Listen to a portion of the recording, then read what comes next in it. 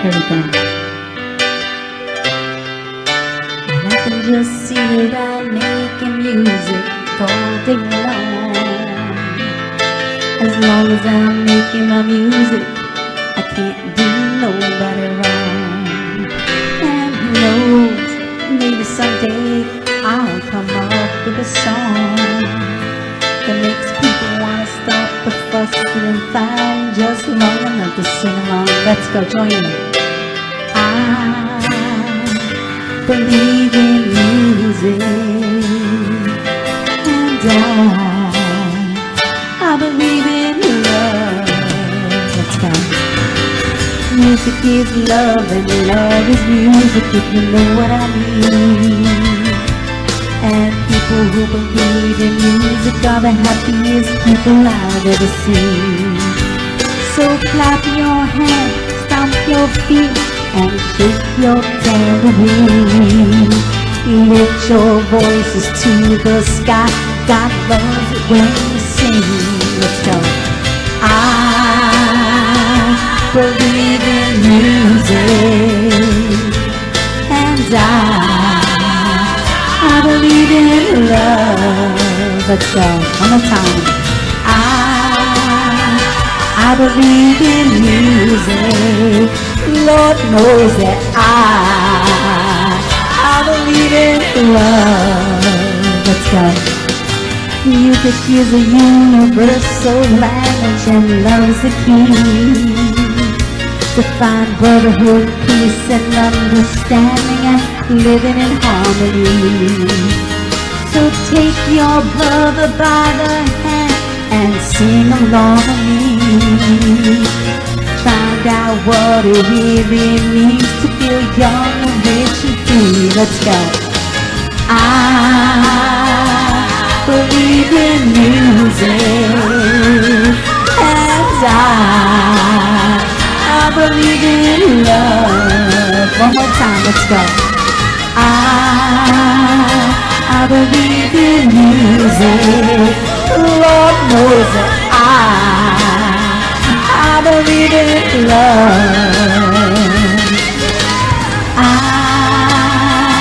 I believe in music. Lord knows that I believe in love. God bless everybody. Have a spoken rock, and we'll see you next week.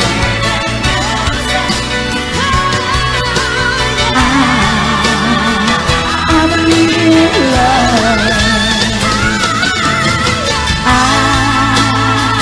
I believe in music. Lord knows that I believe in love. I believe in music. Knowing day to day, I never knew the difference.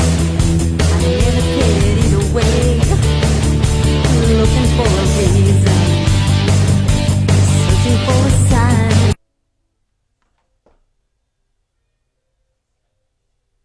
We're good, Jim? We're ready. Welcome to Renee Marie's Language of Love, 8th annual Language of Love telethon. I got to stop for one single moment and give thanks to Jim for the incredible job that he did to pull this together, because it's not over yet. but we're here and we have everything loaded up, and everybody knows that in life challenges always come. They always come, and things always crop up to get in our way. But I love our team because nothing ever stops us from accomplishing our goals and visions. Health, life situations. And so we're so grateful to Jim, and of course to Judy, and to Ginny, for everything that they've done to pull this together. And as we go along, I'll definitely give thanks to everybody. That's how I think you get through life. And we're so grateful to everybody for for being a part of this telethon. And we've started getting donations already, and we're humbled and grateful, because that just means that we're touching people's lives, and you're realizing that we're in this and we're dedicated and that we're gonna make a difference. Stroke is the fifth leading cause of deaths and the first leading cause of disabilities. And to me, in my world, because I'm a stroke family member, it really touches, I get affected by the fact that we're the first leading cause of disability. And Jason is here. He'll be on in a few minutes. Dr. Bekulis's partner, his business partner. And because there are ways nowadays to stop the really effect of a stroke, and time is of the essence. So we've made wonderful strides in that. So we're looking to get that number one off of our number. We don't want to be the first leading cause of disability. We want that to go down. So we have a wonderful show today. We have so many wonderful guests. Thank you to everybody that donated their videos and their time and just pulling us together. And the opening video was really a showcase of what we've done in the past year with all the wonderful shows, the Stroke of Luck shows that Judy, she books and she gets people on. And then we have Jim, who hosts every single, he does the technical end of the back. And then we have Ginny, who works on the telethon all year with me, and she's really the Excel spreadsheet guru of our organization. And then you'll meet Bob Kern, who is a gentleman who I've known for many years. He's such a wonderful performer, and he just hooked. He just like, okay, let's go. And we started working on the Language of Love concert together, and we just clicked when we started to work, and we're working together on it. So we're so grateful to everybody. I hope I didn't forget to thank anybody, but we're going to start the show. And as we move along, we're here till 3:00 today. As we move along, we are going to thank everyone and meet everyone and see videos and everything from Jason. Jason Wallen just texted me. He's going to be our first guest. Dr. Bekulis, of course. He's a wonderful doctor, Dr. Bekulis. He is someone that never says no and is open to different thoughts and ideas. And he's really leading the way in the stroke world. And he actually has a patient that they were just dealing with. And maybe Jason could share a little bit of general stuff with us about that. And really we want to know how the family feels, because strokes affect everybody, not only the person that took a stroke. And then you suffer from aphasia, which is the condition, the repercussion of a stroke where you can't talk or communicate with somebody. And that's what we're here for. We're here to educate and to just enlighten and to really hopefully save lives by the Be Fast that we'll talk about later on. But before we begin this show officially, we always go to Father Sam Monaco, who is faith support for our foundation. Father Sam has always prayed with me before every single event I've done on this journey I began, even when it was just me and him. When I would go out and I'd sing in front of the bagel shop in Hawthorne, New Jersey, and just to bring light to people, and there was nobody around, Sam would be there praying with me before we began. So he saw that there was a mission for us to work on. Jim, are we ready for that first video, Father Sam's video? Please if you don't have faith, just take a few moments to have silence in your life. Right. It really does help. Go ahead, Sam. Jim. Hello, everyone. I'm Father Sam Monaco. Welcome you to this year's 8th annual Stroke of Luck Language of Love Telethon. And as we always have done in the past, to begin this event, we'd like to ask you to join us as we pray for the success of this event this year. So let us do so in the name of the Father, and of the Son, and of the Holy Spirit. And we pray, Father of all, we praise you for this telethon and for all who are involved, your purpose for this telethon. And we know that when we gather together, you always have a divine agenda for all of us. And we praise you, our God, that even when we have done what you have asked, that the results are so much greater than we could ever have imagined, even in failed attempts. You blow us away with your faithfulness to provide what we truly need. Our prayer today is that your will be done through this year's Language of Love Telethon event. Take what you have prepared and multiply our efforts as only you can. Steer our intentions to align with your righteous will. May all glory rise up to you when we reach the finish line and climb over our established benchmarks. Father, keep us physically safe. Guard our hearts and minds from all pride and selfishness. Keep love at the forefront of our minds. May we accomplish all of our goals for this Language of Love Telethon, which is to bring a greater awareness and a greater understanding related to those who suffer from strokes and aphasia. May we bring about more preventive measures to protect all of us from experiencing strokes and aphasia and help us to better recognize all of the signs. May we help to provide more funding in support of all organizations enlisted to help those who have suffered from strokes and aphasia, and to provide support in general to all those on the front lines and who assist those who have suffered from a stroke or are recovering. We ask this with confidence and faith in the power of Jesus' name. Amen. And certainly, please enjoy this year's Language of Love Telethon. Thank you for joining us in this prayer.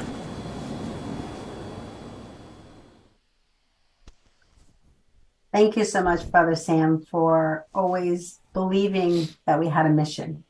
And it really is important to have people around you that support your visions and are really truthful and confident and confidants of yours that you could talk to and relate to and talk about your ideas and challenges, and they give you direction. And I'm one of the blessed ones in my world because I have a wonderful connection, a confidant team of confidants in my life. So thank you, Father Sam. It's a blessing. Before we begin, Jim, can you put everybody on the screen? And can I ask who Kate is?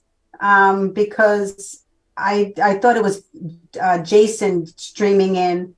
I didn't know whether he was coming in. Yes. Oh, Renee, that's my daughter out in San Diego. Oh, hi, Kate. Hi, sorry I'm off camera. I just woke up here, so. That's okay. I just wanted to know who you are. So you're Kate, you're more than welcome to stay there.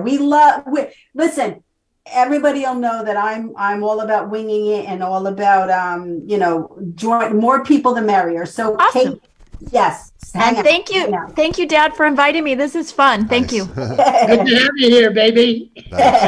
Okay. So, let's welcome. Let me introduce people. So, of course, we have Ginny, who is on the board, and you do the wonderful work that you do, Ginny, and we couldn't do it without you. We honestly couldn't. So thank you so much for being you. It's a pleasure, and it's a labor of love with the Language of Love. So I'm more than happy to be here and work with you. We've been together for a few years now, and it's just it's a joy. It really is a joy to work with you. Thank you, Ginny.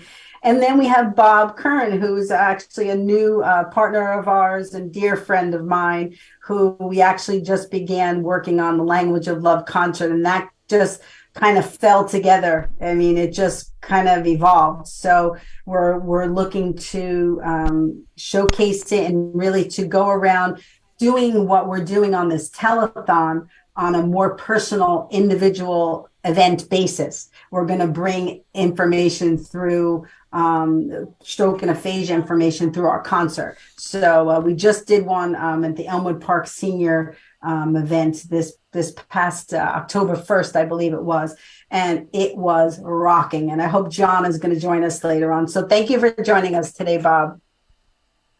You're on mute, Bob. Just thought I'd let you know. Thank you, Renee. You're welcome. You're welcome. It's nice to work with you. So, Jason, how are you? Thank you so much for joining us today. We honor and really, are humbled by the fact that yourself and Dr. Bekulis are always willing to kick off our telethons. It's become, a staple in our work that you guys begin the show. We're so honored and privileged to have you here. And I have a few notes on what I want to talk about with you guys, but I do want to start off with about the situation. I know you can't give too many details, but can you share with us in general how that person's doing and maybe a little bit about the family situation? Sure. Thank you, Renee Marie, for having us. Unfortunately, Dr. Bekulis, as you said, winging it is something that we do quite frequently in our line of work. So we were at the hospital this morning, a couple hours ago, and we had to treat a stroke emergently. And I live a couple minutes away from the hospital, and we were kind of finishing up. And Dr. Bekulis said, you go so you can sign in, because I didn't have my computer there. And the hospital computers don't have a camera, so that wouldn't have worked. And he stayed behind to talk with the family and kind of explain to them the situation, because that's a big part of what he does is to really, like you said, it's involving the family. So the patient was an older patient in their late 70s. They had a large vessel occlusion, meaning a large vessel in their brain was blocked. That we did the imaging studies that showed that. And then we were able to do the surgery endovascularly to remove the clot. So we did remove the clot. They do get some anesthesia for the procedure. So right away, we did see some improvement, but we don't know the full extent for about 24 hours out. But they were able to start moving their extremities again, which they weren't prior to the procedure. Wow. Life is just so fragile and really takes changes in one single moment. We'll continue to pray for that family, and everyone there. I know that you had texted, you emailed me yesterday, and we're so excited because you said to me, just wanted to make you aware that Dr. Bekulis was nominated for Best Neurosurgeon in the Best of Long Island Awards, and the people can vote him every day I'm so sorry.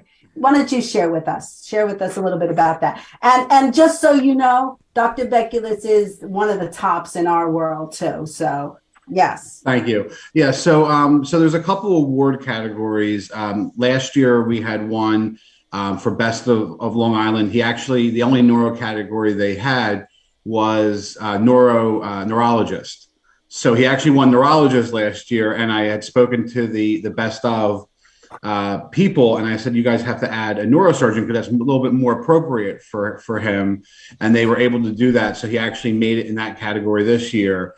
I believe there's about 5 or 6 contenders, but we can vote every day, once a day, up until December 15th. And, hopefully he wins that category. It was a great honor just to be nominated in it and make the final 5 or 6 candidates. And then there's another Long Island Choice Awards. Last year we won for Best Brain Center, the Stroke and Brain Aneurysm Center. I actually have, Jim's going to put up some photos. I'm showing them. We have you, this one, right? Mm-hmm. Yeah, Jim's going to put up some photos in a little bit after you talk about that. So, yeah, we're so happy that he... Renee, just so you know, I'm putting them up as he speaks. Oh, okay. Okay, great. Go ahead, Jason. Sorry. Yeah, no, absolutely. So for the Long Island Choice Awards last year, he won for Best Neurosurgeon in that category, and we won for Best Brain Center. And it really comes down to, it's a great experience. It's really humbling because it's voting from patients, it's voting from people, it's Long Island itself speaks. So to even make the final process is really says something about the people and what they think of you, and then to actually win it in those categories is really humbling. I mean, I know, it just, last year I didn't even know about these. We kind of just popped up. Somebody contacted me and said, "You guys know that you are in the top 5, Nice. top 6 of these categories?" And I'm like, "No, I didn't even know that anything like this existed." So it really happens from the patients, the families, the people. So it's very humbling. That's good, Jason. And I love Dr. Beculus and yourself. You and I, we've seen each other out at the Long Island event that was, what's that event that I performed at, Ginny? That you hooked me up with it. I forget which one was it? Remember. Yeah, The 55 and older. yes. We saw each other, and you were so gracious. You're like, "Oh yeah, we'll do that." So Yeah. So it's I mean, we were on a roll with things, and of course, then COVID happened, and it really, our Dr. Beculus and myself, we go to EMS houses, we go to a lot of the community functions, because education. I mean, and that's why I think we get along with you so well, is because we're all on the same page with that. It's really about educating patients, educating family members. That's why the support group is something that's very near and dear to my heart. To be there for the family members and the patients when they have questions. And, we get out there, and then COVID kind of put a halt on that. And I think the only positive that came from COVID is really what we're doing right now. It really put technology and telecommunications in the forefront and made things a little bit easier, and made people get comfortable with something like that. Yeah. So when you're strapped for time, or these meetings that you have to go to and travel 20 minutes to and from, and it was very difficult for us to be on call, it does give us that little bit of latitude with that. But other than that, it kind of put things on ice. But we're getting back to things. We just had a 5-year celebration in the beginning of September. September 13th was our 5-year anniversary. Yeah, and I think we showed a photo of that. So yeah, we had a nice party to thank everybody. We have this is not just us at the hospital. It's a lot of the PCPs that give us patients and know about us and refer patients and speak highly of us. It's a lot of the nursing staff at the hospital and the ICU and in the vascular suite, administration at the hospital, and from the health system level that support us. So, we had this nice party. We were able to say thank you to everyone. And, with everybody's help, over the last 5 years, we were able to impact the lives of over 7,000 patients and their families. Wow. Yeah, so we definitely filled a need on the South Shore of Long Island by coming here, Dr. Beculus and myself. I mean, that's what attracted us to it. I don't think that we actually thought it was going to be as big as it was, but we are very humbled by what it became, and it was not just it was an effort from everybody. I mean, even when we met you, it was kind of serendipitous, and it just helps to get the word out there. It helps to impact more lives. I guess it was about 5 years ago that you guys, and I had no idea that you were beginning your journey as we were kind of getting on our, working on our journey, the beginning of our journey. So it's really wonderful. So we also showed a photo of you, Jason. Yes. And this was the Stroke and Brain Aneurysm Center of Long Island outreach. What's that word? Nisqually? Continues throughout the month of September. Awareness is a key of prevention disability from this disease. So we were just talking about that, how in my opening, how it's the first leading cause of disability in the country. So, and I don't want to keep that mark anymore. I want to make that the 5th or the 6th, because it's staggering that people, it changes your life. Any illness or something that happens, your health changes your life, but specifically when it changes the way that you are able to function, and the way that you're able to talk, and the way you're able to to move and not be able to walk. And, we've spoken to Jim many times, Jim, in our technical and on our board, he's got a spine injury, that affects him, and it takes him, and I know he's not going to mind me saying this, but that's why we were a few minutes late coming on, because, Jim and I were working very closely to make sure the whole show was up and running before we went on. But then I said, Jim, please go to the bathroom and please get a drink and take care of yourself before we begin this journey, because I don't want him to sit there for 4 hours. And he's so. Talk to us on that, Jason, because I know that's your baby, with the, with the outreach, and this was wonderful. This was held outside. Where was this? If it was in September, they have it at Jones Beach. They have the American Heart has a stroke. It's heart and stroke, but they have an awareness walk for survivors. And we were able to be part of that. We were able to kind of get the word out there. Some of our patients came and were able to walk and do that milestone, and their families. So things like that are what we're all about. We try to get out there, get the word out, celebrate with our patients if we can. Like you had said, doing the support group. I see patients that are trying to, we always say it's the new normal. Yep. You have to, unfortunately, you're trying to deal with the new normal. You don't want to forget the old, because you're striving to get back there, but you don't want to get stuck in, I used to be able to, it used to be like this. You want to move forward. You want to continue to move forward. With stroke or anything neurological, I always say it's very difficult, because when you go into the ER and you have a broken arm and the bone sticking out, everybody says, "Oh my God, your arm's broken." They know exactly what's going on with you. They fix it. You know that you're going to be in a cast for so long, and that's your whole process. And when you talk about anything neurological, it's really completely the opposite of that.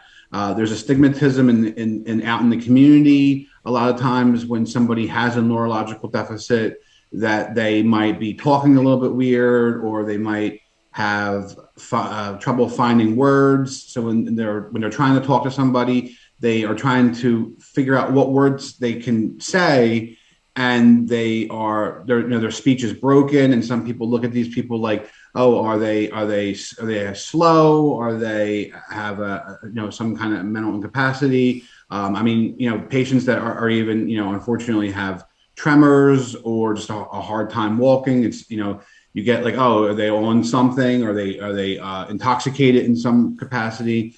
And that's a lot of things that neuro patients deal with, that other patients of diseases that are very recognizable, don't have to go through on top of everything else that they have. And and with neuro, there's no time frame for things. Like if you have your broken arm, you're in your cast, you know what's going to happen. When a neurological disease, I can't tell you in 3 months you're going to be this way, in 6 months you're going to be that way.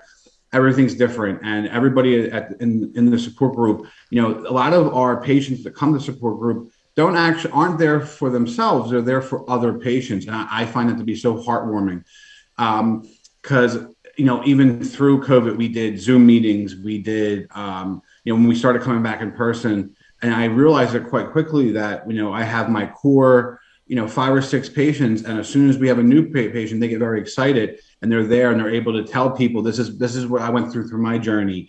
I was there, and look where I'm at now. We have a patient, I know she won't mind me saying her name, Christine. I say she's one of my gold star. Her story is insane. She was out in California on the West Coast. She's an athlete, triathlete. She's in her 50s, so she's young. And she was hit by a car, and she was rehabbing. She was a horrific accident. She was rehabbing, going through all that. And she had a blood clot from her leg that went up into her brain when she was here back home. And we were able to remove the clot. And she always says that, she laughs because her story is actually on our website. If anybody wants to read it, she wrote an in-depth story. But, when she got off the table, she was crying. And I said, why are you crying? It's over now. The hard part's done. And she remembers that. And she said, I kind of made her chuckle. And she just said it just kind of hit her what happened. And then during her recovery, she would have the roller coaster highs and lows, where 1 month she would come in and everything was going great. She was, I'm starting to ride a bike. I'm starting to, drive again. She went out on her own and actually took a driving test for people that have any kind of disabilities and stuff like that, and passed it. And it wasn't something that she had to do. It was something that she chose to do, because she's that athlete mentality where nothing's going to stop her and she's going to overcome. But then she would come in the next month and she would hit a couple hurdles and she was down in the dumps. And, it was all about trying to get her to push through, stick with it, supporting her. Everybody was very supportive. And that's why she really is one of our gold star patients, because her journey really was that roller coaster, and how she overcame, and, every setback, she was able to push through. And now she is, she's great. She was actually at the walk. She came to support us. She demanded she help me carry things to and from the car, and it's something when she's like, stop talking to me like I'm a stroke patient. I can help you. And, because we have some information we give away and some stuff for the kids when they're there to kind of make it fun for them and stuff. So, but it was a great time. That's wonderful. It's good to have goals, but we always talk about, right, Jason, this is what yourself and Dr. Beculus and myself always, our vision is to help those that suffer a stroke initially to understand that there is hope, first of all, after you suffer a stroke. There's hope to get back. I mean, and that's why I do what I do. You know what I'm saying? And that's why I'm sure she does what she does, because she wants to be the example of there's hope. But we always try to help people to understand there is hope, because when I remember vividly laying in the bed and not being discombobulated and not being able to know that there was a better way and that there was a new road, and that I had to do that because your brain is so combobulated. And I know that you have to, and this is what we always try to teach people now, or somebody that comes on that has aphasia. We always say, you know what, take a deep breath, relax. Like, it'll come to you. You just have to let it, and the anxiety actually hinders the ability to think it through. Mm-hmm. And the milestones that people do need to have, because 1 week later, 1 month later, 6 weeks later, 2 months later, you'll look back and you'll be so much better. So talk to us about that a little bit, Jason. For sure. I mean, it's something that I always tell the patients and the family also. Yes. Is to almost keep a record of the recovery process, because it's very easy to forget where you came from. Where were you 3 months ago? So if if you're in the hospital, if you're in rehab, I tell the family, maybe take a couple pictures of how they were. Maybe keep it almost like a diary of what, where they were and what they weren't able to do and what they were trying to do. And then you can, that way, when it's 6 months out and they've accomplished so much, but people tend to get stuck or hung up on like one or two little things. We had one patient who in the support group who he was retired. He just retired, and he had a stroke. Of course, unfortunately, you sit down for 5 minutes and of course something like that happens, but he had a classic car that he had restored, and that was something that he was looking forward to do. And he lost some peripheral vision, so he wasn't able to drive it.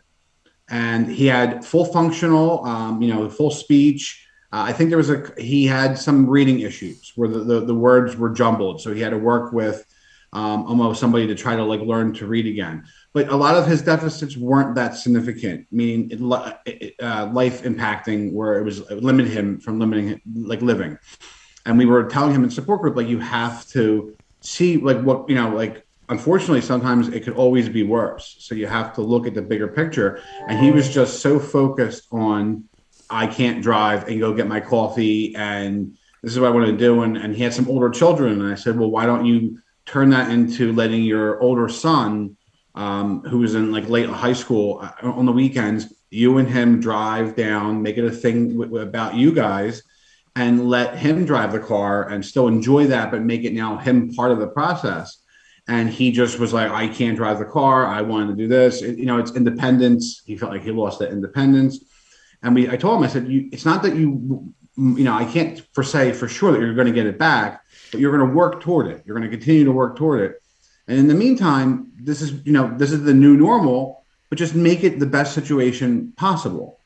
And, he was very, some of the people in support group got a little firm with him because he kept on being more of a downer on different things. And they were trying to tell him, like, you have so much to be grateful for. Yes, of course, this unfortunately happened to you, but, you have people that have lost use of, their hands or legs, and will never be able to do things again.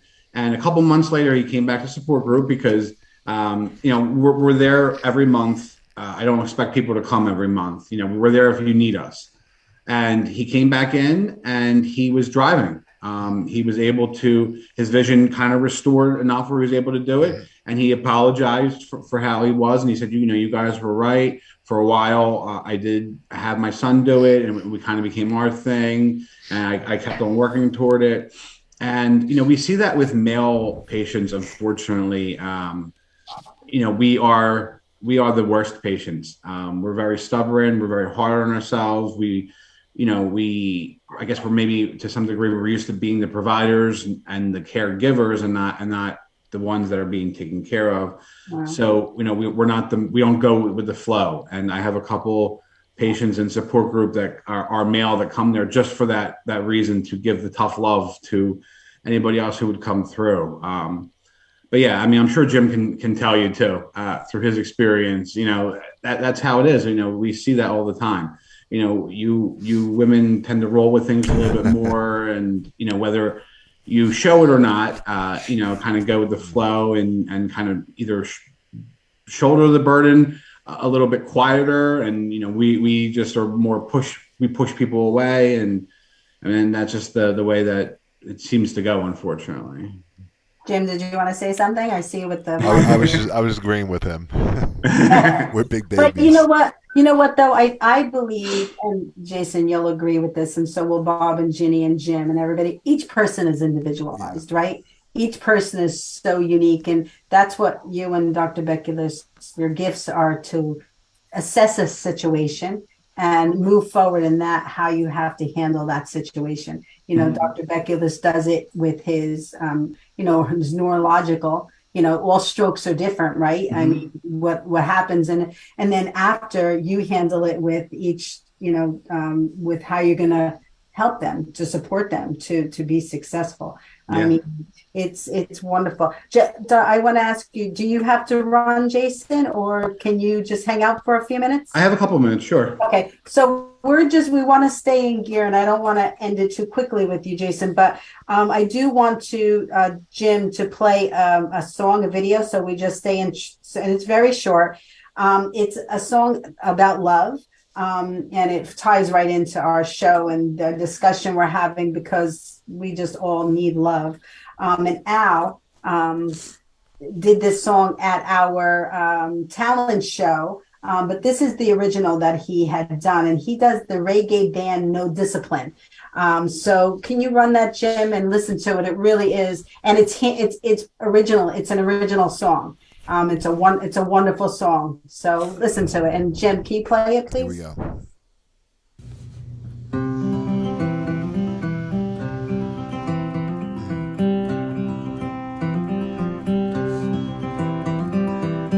I'm thinking, why can't love be something we all have for one another, and just spread it all around? Love, we can never give too much love. From the highest mountain we can let love live and breathe. spread love in a song, in a lovely melody. Love, we can never give too much love. Love, we can never give too much love. I have a simple plan that every woman and man, and even all children, can make it all happen. There is never enough, so give it every ounce of love.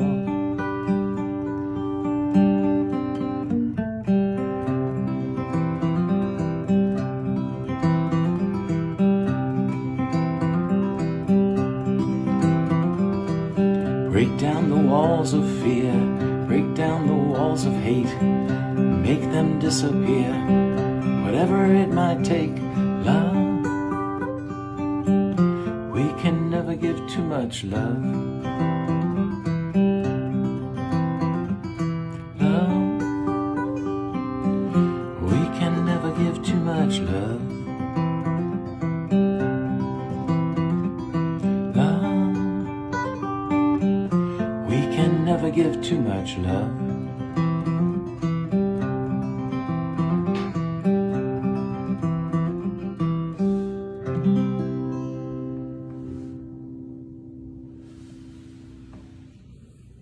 Good, Jim? Isn't that a great song? Very nice. It's so simple I and loved it. pure and just Yep. really touches. And I just, when I saw, as soon as I saw that, I said, oh my God, you know, you have to do that, our talent show. And we'd love to play that on our telethon. So Jason, you know, I really, we always have so much to talk about. And we'd love to invite you to be on a show so that we can have Dr. Bekulis and tell us what's going on in the stroke world. But do you have any information about the newest, latest information of what's going on in the stroke world? I mean, from our standpoint, from endovascular standpoint, we are lucky enough to see advances in devices. Recently, over the last year, we started using for thrombectomy removal catheters that were specialized. They're beveled. It's a new technology. We're having great success with it. We are opening the vessels within 5 minutes of getting up there. And, it's very exciting for us to be able to treat patients quicker, because, we say, unfortunately, time is brain when it comes to a stroke. So the quicker that we can open that blood vessel up and restore the blood flow and get that oxygen to that brain, the less deficits the patients will have. We just had a patient that we treated on our first year of opening the center, and he had a stroke prior to that, where TPA, which is the clot busting medication, which is really the front line, because not all patients have large vessel strokes. Some of the strokes are smaller and out there that we can't get to yet.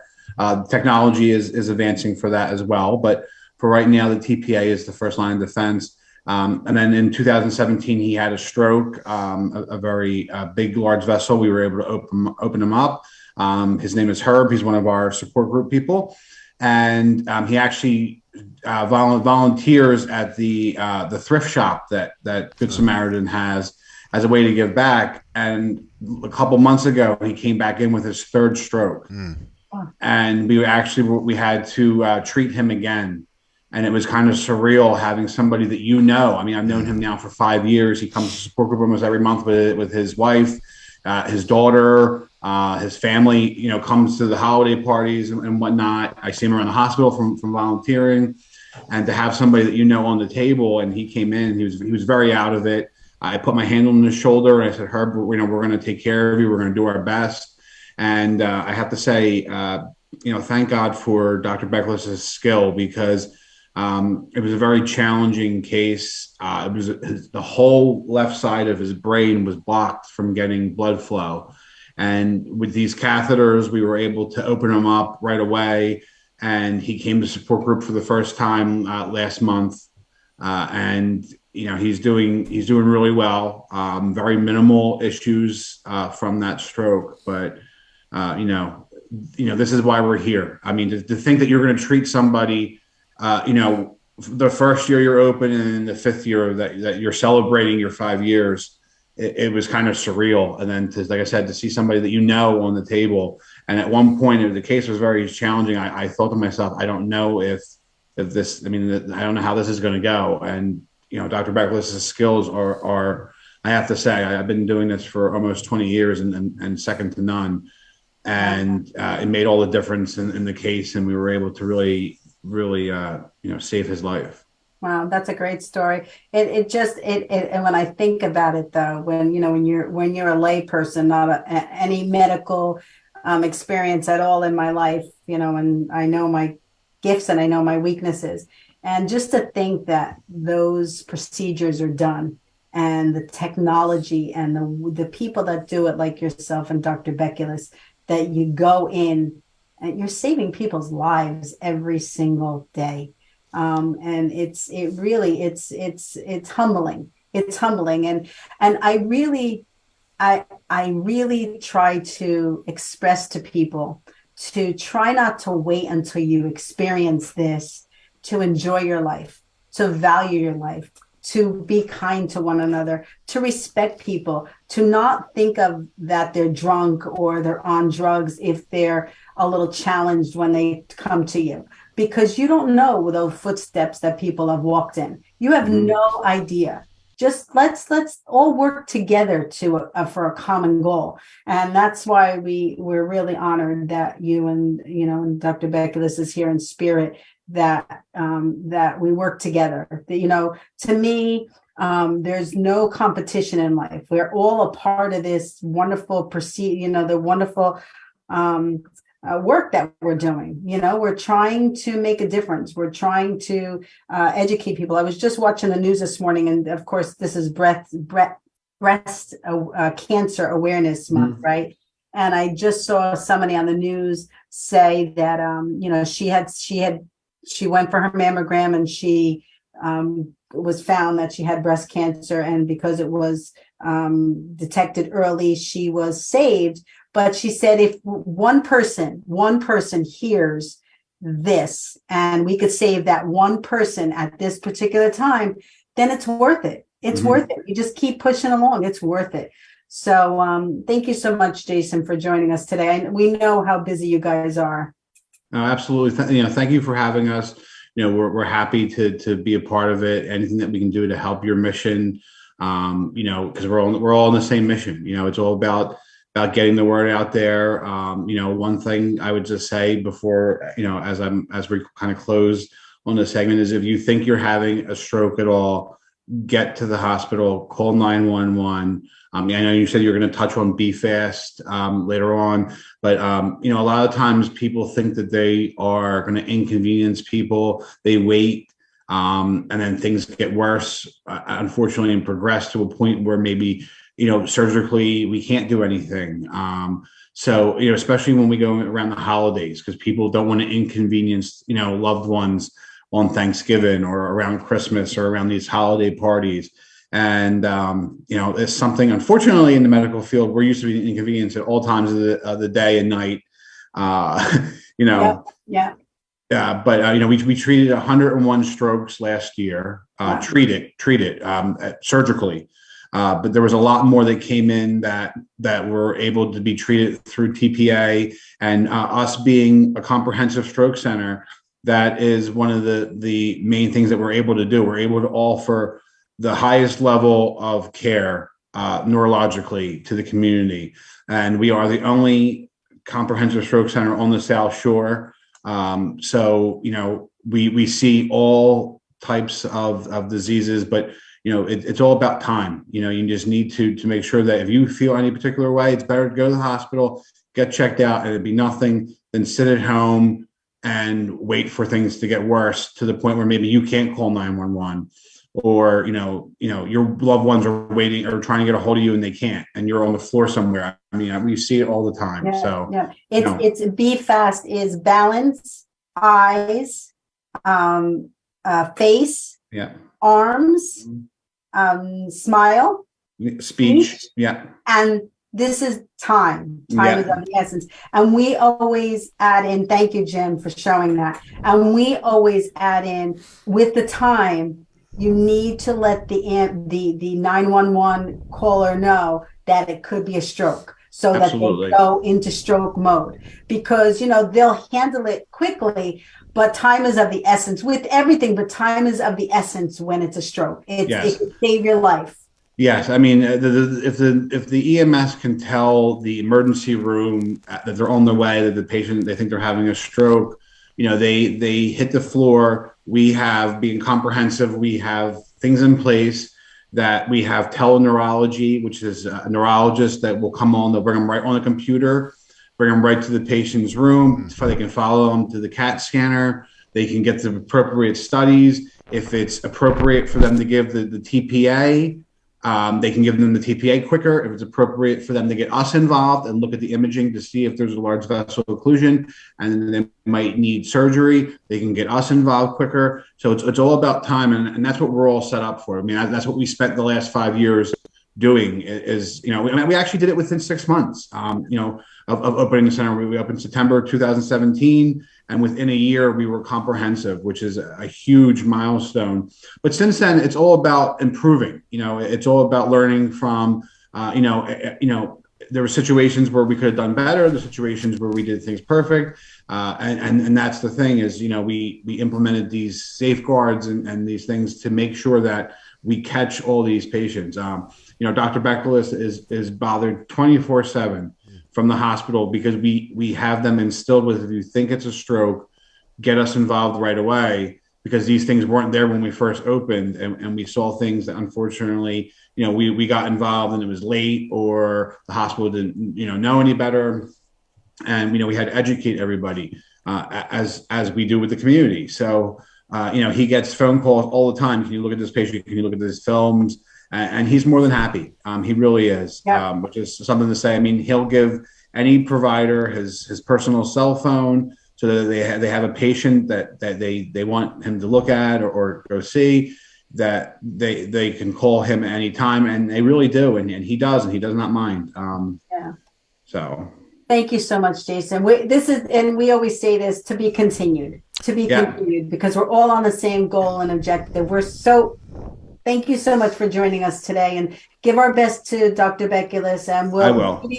Judy misses you guys. She's very sorry she couldn't have been here. You were in communication with her. Yes. You know, and she'll book you guys for another show, and we'll love to continue the conversation. So yeah, we'll have to get together in person. yes. But we'd love to do the Language of Love concert for you guys. Okay. Bob and I do a concert. I'll send you the link for it. It'll blow you away. It'll blow you, because you know what? We lift people. Yes. We lift people, and we keep them high. So it's wonderful. So Bob and I will definitely do that for you guys. Definitely. Thank you so much. And thank you for everything that you do. You know, it really keeps us going to see people, and we try to pair ourselves with a lot of different organizations that have the right thing in mind and the best, you know, the best goals. So thank you so much. Thank you, Jason. Thank you so much. Well, to be continued. Thank you so much. Take care, guys. Have a great telethon. Bye-bye, Jason. Thank you. Bye. Bye-bye. Thank you. I'm going to let Nate in. And Bob, we're going to get to talking about the music next. Renee, can I just add about Dr. Bekeles and Jason? Yes. They're part of the group that my doctor is in, Dr. Zavarella. And they are the best group of doctors I think that you could possibly put together. Every single doctor in that group is the best. Yeah. And actually, we have another wonderful doctor, Dr. Libman, Libman, Libman, Libman, who, wait until you see the videos we have later on. But I believe that Dr. Bekeles and Dr. Libman are the top of the class. Yeah. They are. Because the goal, like I said before, the goal is not to compete, it's to work together, to bring education. Everybody will gravitate towards somebody. You know, it's your area that you live, it's the person. There's plenty to go around. There's plenty. I believe there's plenty to go around. Just like I believe there's plenty of if we worried about competing with other people, we wouldn't be doing this, because there are bigger markets out there. There are bigger shows. There are more popular things. But I've learned, hi, Nate. I've learned that you just need to keep pushing it. So we love Dr. Beculus and Jason. You know, they've been on with, and Dr. Libman is wonderful as well. And wait to see the videos that he did as well. So, and Dr. Libman also touches on the TPA. So it's a wonderful thing. Jason, Nate, how are you? Hi, brother. How you doing? He's not good. He's connecting. He's connecting to audio. So while we're waiting, if anybody would like to donate to our Language of Love telethon, please go to the Renee Marie languageoflove.org website. And you could definitely donate, and we'd be more than happy we'd be honored that you would think to donate to us. We really are doing our work. We really are pushing to better the education, and we really want to make a mark on our third mission statement, which is to help those that their insurance has run out. We've come up with other means to do that. We're in the process of learning how to do that. Not learning, but working together. There was a woman we had on our show, our Stroke of Luck show, that Judy had, Amy. She was a college professor. And it really was very interesting the way that her students would use stroke patients as, as practicing, and it would cost you less for physical therapy to go there. So, and most of us know that our insurance runs out after a certain amount of time. And with stroke patients, it could be forever that you'll need physical therapy. So it really is a good way. So we're actually this year, that's our vision, to push to get that accomplished. So before we continue, Jim, why don't you put on Judy's press for us? And Judy couldn't be with us today. She sends her regards and she sends her love. And Judy, she's good. And this show and the Stroke of Luck show and the foundation would not be where it is today if it wasn't for Judy Marlowe. So take it away, Jim. Hi, I'm Judy Marlowe, Executive Director of Public Relations and board member of Renee Marie Language of Love Foundation, a 501c3 for stroke and aphasia awareness, executive booking agent and co-host of Renee Marie Stroke of Luck TV shows, and co-exclusive producer of Renee Marie Language of Love telethons. And we are so proud to announce our 8th annual Language of Love telethon on Sunday, October 16th, 11 to 3 p.m. And we will be blessed to welcome our stroke and aphasia survivors, doctors, healthcare organizations, nurses, entertainers, volunteers, family and friends, and so much more. And we're going to have a music and comedy competition, our very first. Be a rock star, meet the challenge, and please donate from your heart. Honor a loved one. Keys to a valuable life-saving awareness will be shared. Global health experts will share their information, and survivors their testimonials. So tune in and share this with us on Sunday, October 16th, 11 to 3. Thank you. Thank you very much. You ready, Jim? We ready? Yep. So that was Judy. Judy, she's funny. Judy. Her, you could see in the back of hers, it's Elvis. Her wonderful husband Andrew is an Elvis and tribute artist. impersonation tribute artist. And at the end of the show, you're going to see Andrew. We love Andrew because he sings from his heart. And he's I was listening to them the other day when I was on the phone with them, and they're so funny. It's like Burns and Allen. What's that group, Bob? What's that husband and wife couple that they laugh? Gracie or what was that? Bob, do you know who I'm talking about? Oh, I know Burns and Allen, but yeah. Oh my God, I can't. Yeah, well, they were so funny. She's like, Andrew, you're not doing it. They're so funny together, and he takes it on very. Andrew, turn the TV down. Was it Stiller and Mira?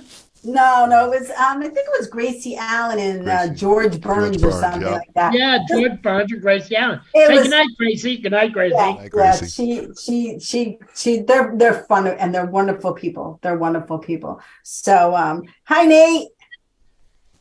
You're on mute, Nate. You're on mute. Hey, Nate. Dun, dun, dun, right there. There we go. There you go. All right. Hello. You get me? Can you hear me now? We can hear you. We got you. We can hear you. So let's talk about John. John's joining us. Yay! I just want to have John join us. And this is the part of the fun part of the show, right? Where we just get to chat and just get to be in our own mode. And it's great. And let's talk about the talent show that we had that both of you were so wonderful at. And you graciously donated your time to our organization at that particular time. So let's show. I just want to see where I am here. Can we play the That's Life? It's actually Nate and Bob. And then we'll show a photo of Diane when we come back. But That's Life. Let's show That's Life. Number 6, John, right? Put your video camera on. Renee, that's the number 6 one, right? Number 6, okay, yes. Here we go.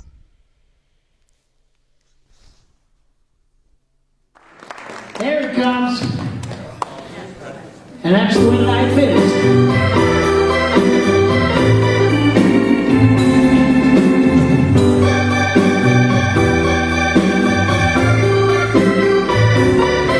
That's life. That's what all the people say. You're riding high in April, shot down in May. But I don't let it get me down. 'Cause this fine old world keeps spinning around. I said that's life. Yeah, funny as it may seem, some people get their kicks stomping on a dream. But I know I'm gonna change that too. When I'm back on top in June. I've been a puppet, a pirate, a poet, a pauper, a poet king. I've been up and down and over and down, but I know one thing. Each time I find myself lying flat on my face, I pick myself up and get back in the race. That's life. That's life, people. I can't deny it. Oh yeah, I'm not a quit, my baby. You don't take a regular bite. But if there's nothing shaking, come this here to ride. I'll jump right on the big bird, and then I'll fly. I've been a poet, a pirate, a poet, a pauper, a poet king, and up, down, over, out. But I know one thing. Each time I find myself lying flat on my face,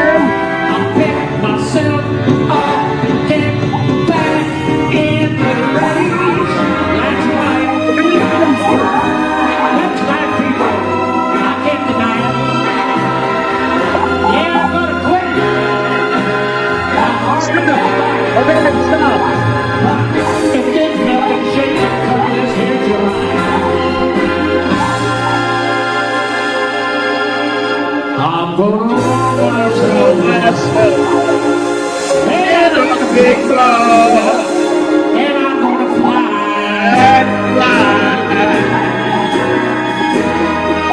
Oh, baby, sugar.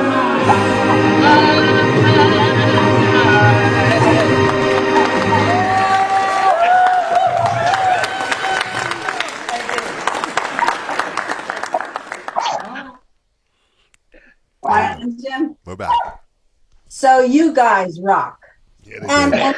and honestly, just the camaraderie that was built between both of you, and that was the first time you guys met. Let's talk about it a little bit, Bob. Talk about the first time you met Jim, Nate. Oh, it's. I muted John. Johnny, you're muted just because we can hear your wonderful doggies in the background. If you want to turn your video on, we'd love to see you. So Bob, talk a little bit about the connection with Nate and how important entertainment is, because that's what we believe in. And how important this whole project is. Personally, it's helped me by knowing that I can start, I can make a real difference in somebody else's life. And it's helped me out of a personal dilemma that I was in. As you know, my wife passed away it'll be 2 years in December. During COVID. Oh, boy. It was during COVID. She didn't have COVID, but she got some sort of a lung infection. It was called the aspiration pneumonia. She wasn't swallowing real good. Food would go into her lungs and it caused a bacterial thing. After she had already looked like had beaten cancer, we got the news they couldn't find any. And so we were all ready to celebrate her going into remission from cancer. And then this happened, and the pneumonia took her in a week and a half. I'm sorry, Bob. And as fate would have it, a week after she passed away, I got a call from a technical recruiting agency that I contract with to go around and do field work on various computer systems for various clients.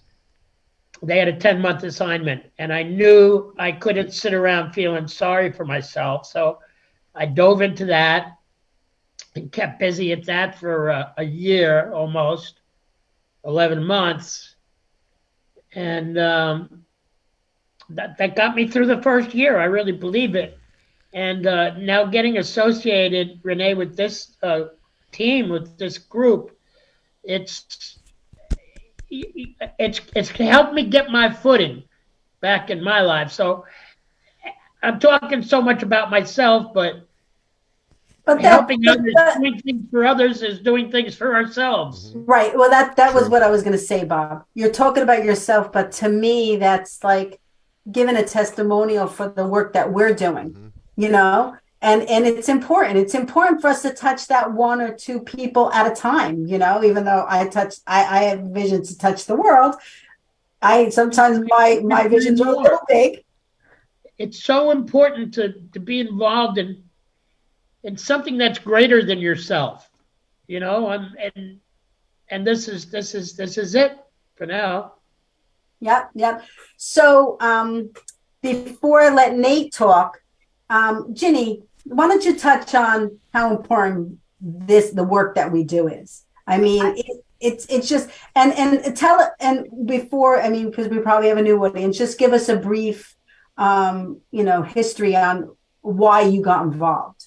Okay. And first, hey, Nate. Hey, brother, how are you? It's been a long time. It's good to see you again. Well, okay, if we wind back the clock a little bit, in 2009, I had a small stroke. I had an aphasia. And I always kind of say it was a stroke of luck, not to put a pun on Renee's show, but we found the condition that was causing it. I don't have high blood pressure. I'm basically very healthy. It's a blockage, something called fibromuscular dysplasia that's in my carotid arteries.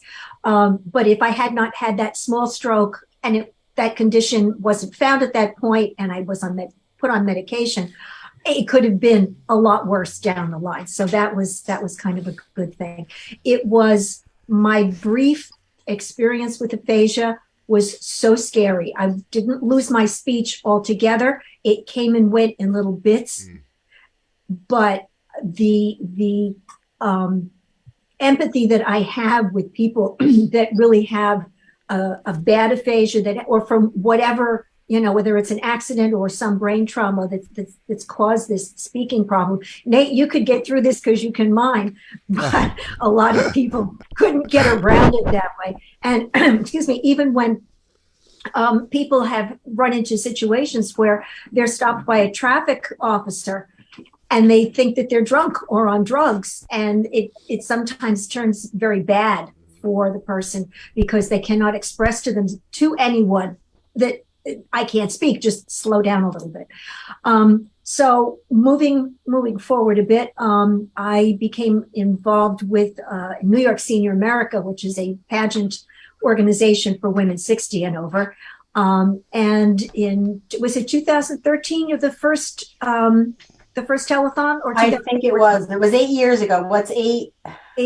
Might have been 2014 because I think it was still my year. Anyway, no, it was 2015. It was 2015 that we started. Okay, one of the ladies in the organization was going to be on Renee's first telethon, and I spoke to her and I said, I had a stroke. Can I get involved in this? And that's when I met Renee, and we've been kind of together ever since. Our relationship grew over the last few years.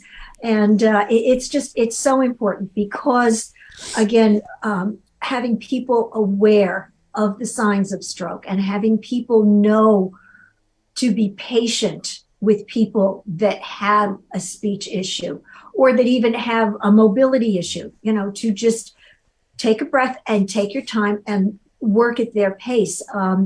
Renee being able to do this week after week on her TV shows, and Jim, the time that you put in, I remember a couple of years when you were sitting in that chair when we had the live studios for hours, and I know that you were in a lot of pain. You just pushed through it because it was important to everyone to have you there.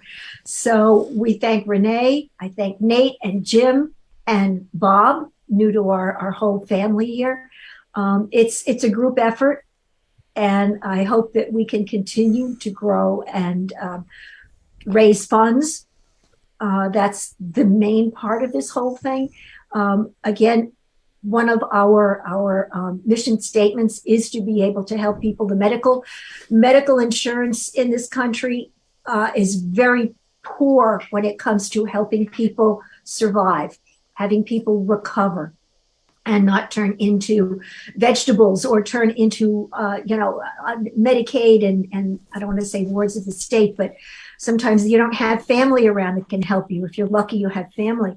The donations, we ask you to open your hearts for this because, it's been a couple of bad years because between the pandemic, people being out of work, some of the corporate sponsors that we've have had their own issues financially. And we really are looking this year and going forward to really get our feet back under us. So, from your hearts, even if it's a couple of dollars, every little tiny bit that you can send in to us to Renee up on the website. There's buttons where you can donate credit cards, and I think it's on Facebook too. I just put it on Facebook. Okay, very good. Please help us out. Help yourself. Help your neighbors. You never know when you or your family or someone is going to be in need, and we can be there to help you because of the donations that you make. Thank you, Judith and Jenny. That's a great thoughts on it. So Nate, you're a part of our family. You've been part of our family. Jim, could you show Diane's photo though before I let Nate talk? I want to make sure I tie Diane. And of course, I spoke about Judy. This whole thing couldn't be done without Judy. And I'm working the system while we're on. So pardon me if I'm not looking. I am listening, but I'm just trying to network and make everybody and tie everybody into the show. But did you put her photo up? She's standing in front of the water, right? Say it again? She's standing in front of the water, right? Diane is the one with the water. Diane is really, I've known Diane for many, many years. I don't see the photo, but it's because I'm not. There we go. So Diane is the president of Senior Resource Group of New Jersey. And that's how we connected initially. She I've known her for many years through a network of people, of friends that I work with. Janet Sadaka, I work with for 15 years, and she had a bunch of friends. They were very close lady friends. And Lori was, Denise was very good friends of Janet, and Diane was a part of that network. And Diane has been doing her work ever since. She's a wonderful resource for people in the health system in New Jersey, in the northern New Jersey. And when she was doing something, I forget what it was right now, but she reached out to me, and of course I love to help people, so I helped her, and we actually worked so well together that we decided to do a telethon together, and that's where Bob and Nate come into the picture together. They met at this telethon we had on June 6th, and it was such a huge success. It was at the Wayne YMCA, and we got to thank them for all the donation, for allowing us to go in and use that location. They were wonderful. The engineer was wonderful. But Diane really is our New Jersey-based partner. And we actually put her on the board. I'm not sure if Jim has it, but don't worry about it, Jim. You don't have to show it. But we actually have a photo of Diane and Marlon, who I knew as well. They both joined our foundation. So this foundation is growing with the families. And so Diane is really our New Jersey-based lead in helping us to facilitate our work in New Jersey. And of course, we have Judy and Ginny and Jim in Long Island. Jim is all over the place because he could do it virtually. So we're just blessed. We're blessed. And I just wanted to give everybody that information. John, I'll get to you next. But I want to let Nate talk about, Nate, tell us a little bit about your story, because everybody's got a story that gets you to the place you are. And then we'll talk about the importance of, to me, what you do, because when you have aphasia, you can't speak, but you still have emotions. So talk to us a little bit about your story, Nate. Yeah, first, it's always an honor to be part of y'all. Everything you do, man, I got mad love for y'all out there. We met I was interviewed on the show, and it's always a blessing. What's going on with me? What happened with me? I was a homeless veteran in the streets in New York. I was homeless for 2 years in the streets. 15 years ago, I almost got killed several times, and and now I'm here. It's a blessing to be here. I do all I can to, people ask me, say, why do you do what you do? Why, first of all, I love performing. I love to dance out the baby. But, back then it was just, okay, I love performing. Now it's the whole thing with me now. I want to inspire people. I want to use my gifts, my words, my energy, every bone in my body to inspire people, because, like I said, I almost got killed several times, and I know I'm not supposed to be here, but the Lord blessed me to have to make sure I'm here. And I want to use everything I got to let people know, no matter what you go through, you can come out of it. You just got to go forward.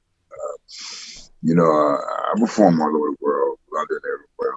But, my mission is to inspire, and what I admire, all the stuff that you are doing, everything you're doing, is a blessing. When I missed the other event, I was like, oh man, I was beat up, and I was like, I didn't know how to drive, but because I want to be part of everything right now, and my schedule, is crazy, but I'm thankful it's being crazy, because, like I said, it was real crazy being in the streets, in New York. That brotherly love they say in Philadelphia, they didn't show too much brotherly love when I was home. But I did have one incident. I'll never forget this, and I'm gonna say this, and I'm gonna come back to this.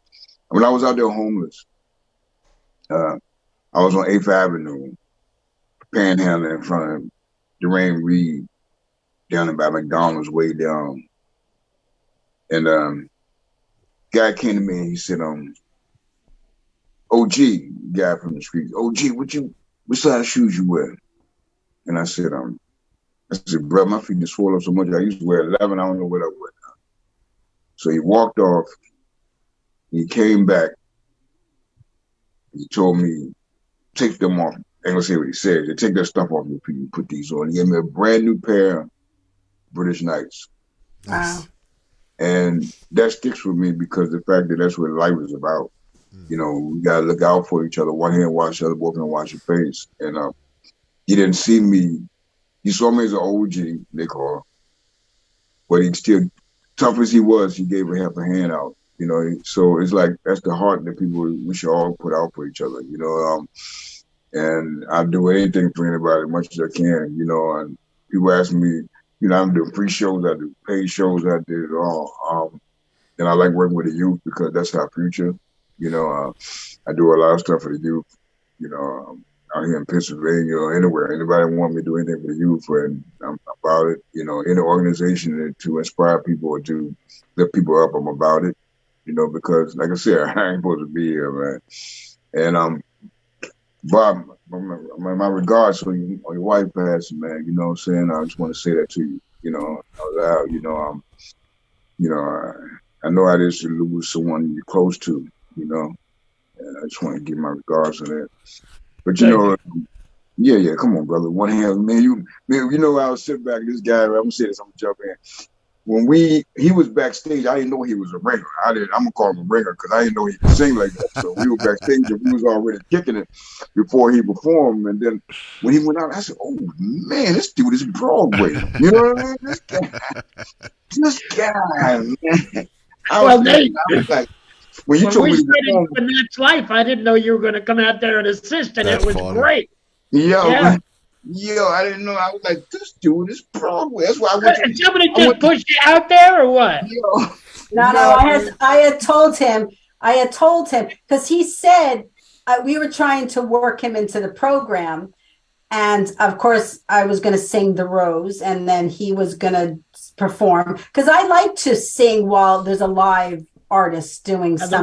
The Rose was great too. Right, we have that video. But the other thing is, he said he wanted to do a Frank Sinatra. So I said, "Oh, Bob can sing and Nate can do it." So that was the Frank Sinatra piece that pulled it together. Fantastic.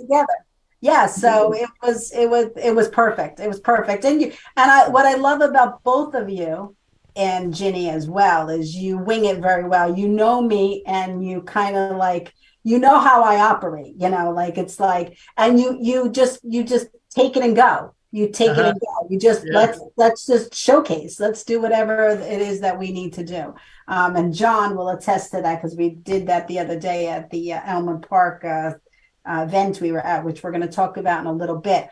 But let's there's another person that did a showcase at our talent show was Jeff Greenberg. Let's show Jeff's comedy. Jeff was the MC, and actually he was the MC last minute because the MC that was supposed to be there that day couldn't do it. So he just fell in. Well, actually, that's not true. The day before we had made Jeff the co-MC, but then all of a sudden he was the only MC. So it was, we all flow. We all just do what we do naturally. So Jim, show us Jeff's his video. It's wonderful. He's funny. The very funny Jeff Greenberg.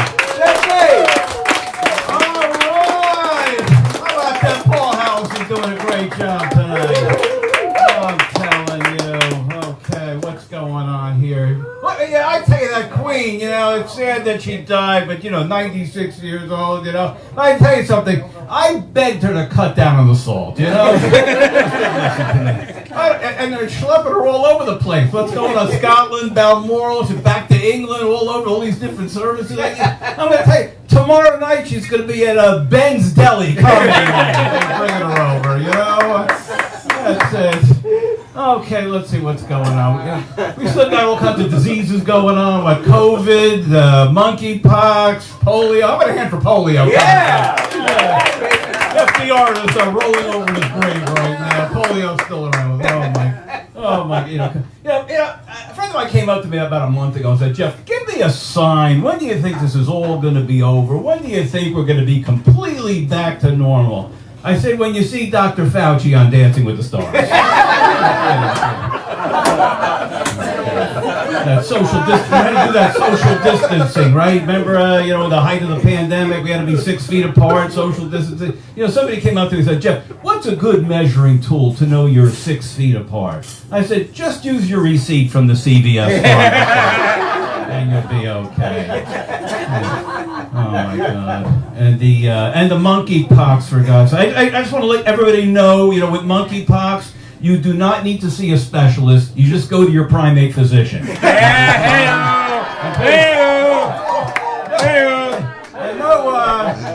go to Home Depot to get the Gorilla Glue. Let's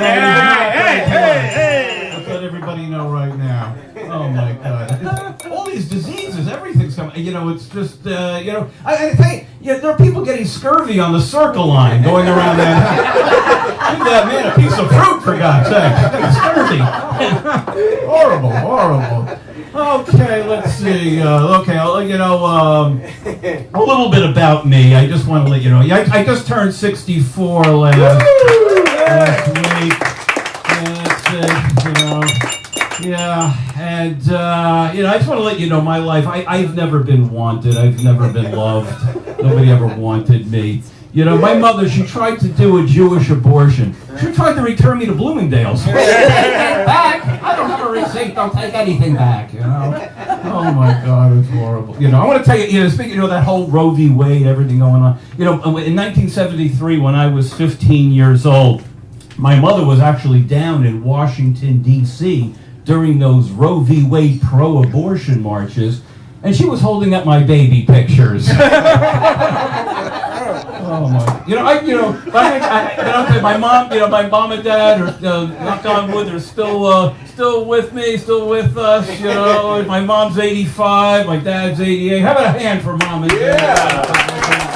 Doing okay.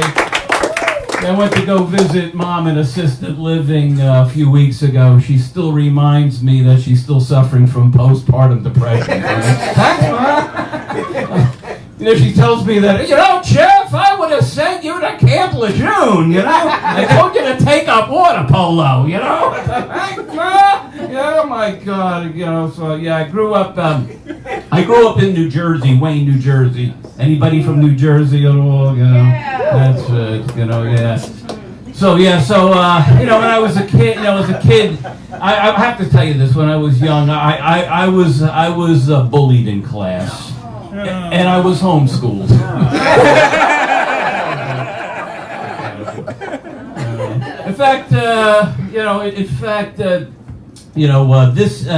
Tomorrow, as a matter of fact, is my 45th high school reunion. After 45 years. Yeah, in fact, when we sit down to eat, they're going to have a whole long table just for me, just like it was in high school. It was a clique of one. There's going to be women, just for old time's sake, they're going to be coming up to me and says, "Oh, Jeff, I'm not going to the prom with you, just in case you ask." So I did. I did not go to my prom, in high school. I bussed tables at Nathan's in the Livingston Mall. I was bussing tables. I had my green uniform, little hat on, a bucket and a mop. And my father's taking prom pictures, me with the mop. He's great, Renee. Isn't he funny? And he was the MC, so he was very good. If you want to watch the full, it was a 10-minute video, and of course we don't have time. This is just about showcasing and bringing some light to everybody. But if you want to watch the whole video, it's on the Language of Blood Telethon .org website. So, or you can go to my YouTube channel, Renee Marie 777. I do want to state that, in this world, humor is really taking a brunt. And I know that you have to be careful what you say.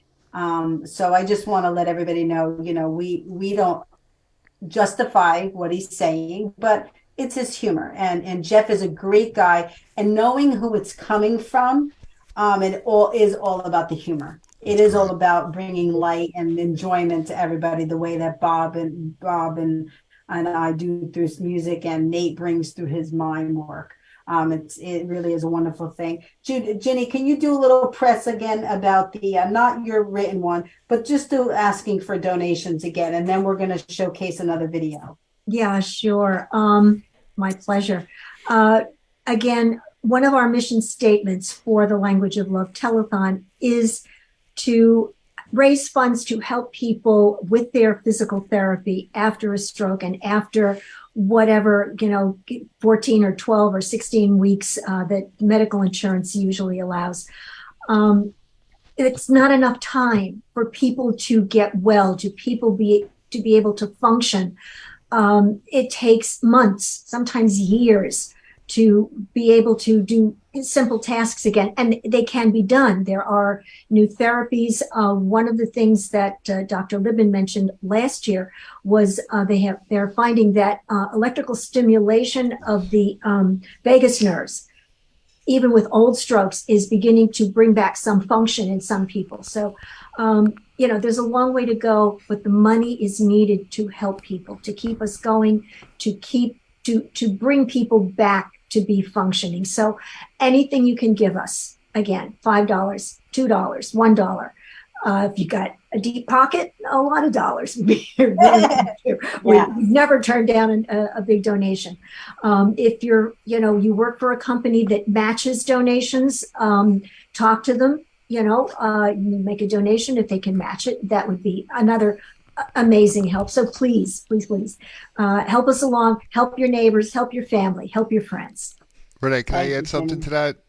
Wasn't there a program with with Amazon or something like that where you can make a donation? Amazon Prime, actually. I think I sent you a photo. But if you go to Amazon Smiles, if you purchase from Amazon has a program called Amazon Smiles. All you have to do is look up Amazon Smiles and connect your account to that, and it'll naturally do it because computers are so wise. Once you hit on Amazon Smiles and if you're logged into your account, it'll just go, oh, do you want to use Amazon Smiles now?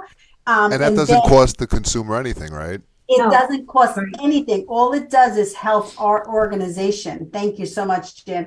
It actually donates a small, very fraction of a portion of the money to our organization. But you do need to choose an organization. Renee Marie Language of Love.org.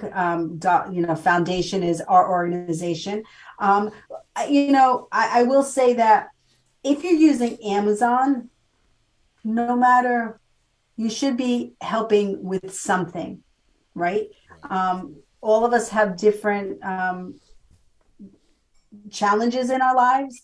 But you should be hooking up to Amazon Smiles. We would be honored if you would choose our foundation. If you're not using a foundation, use ours. You could change it every month. You could, change it every 6 weeks. You can change it whenever you want. So it really is a great way to help us and help you and really help, help the world. So thank you so much, Jim, for bringing that up.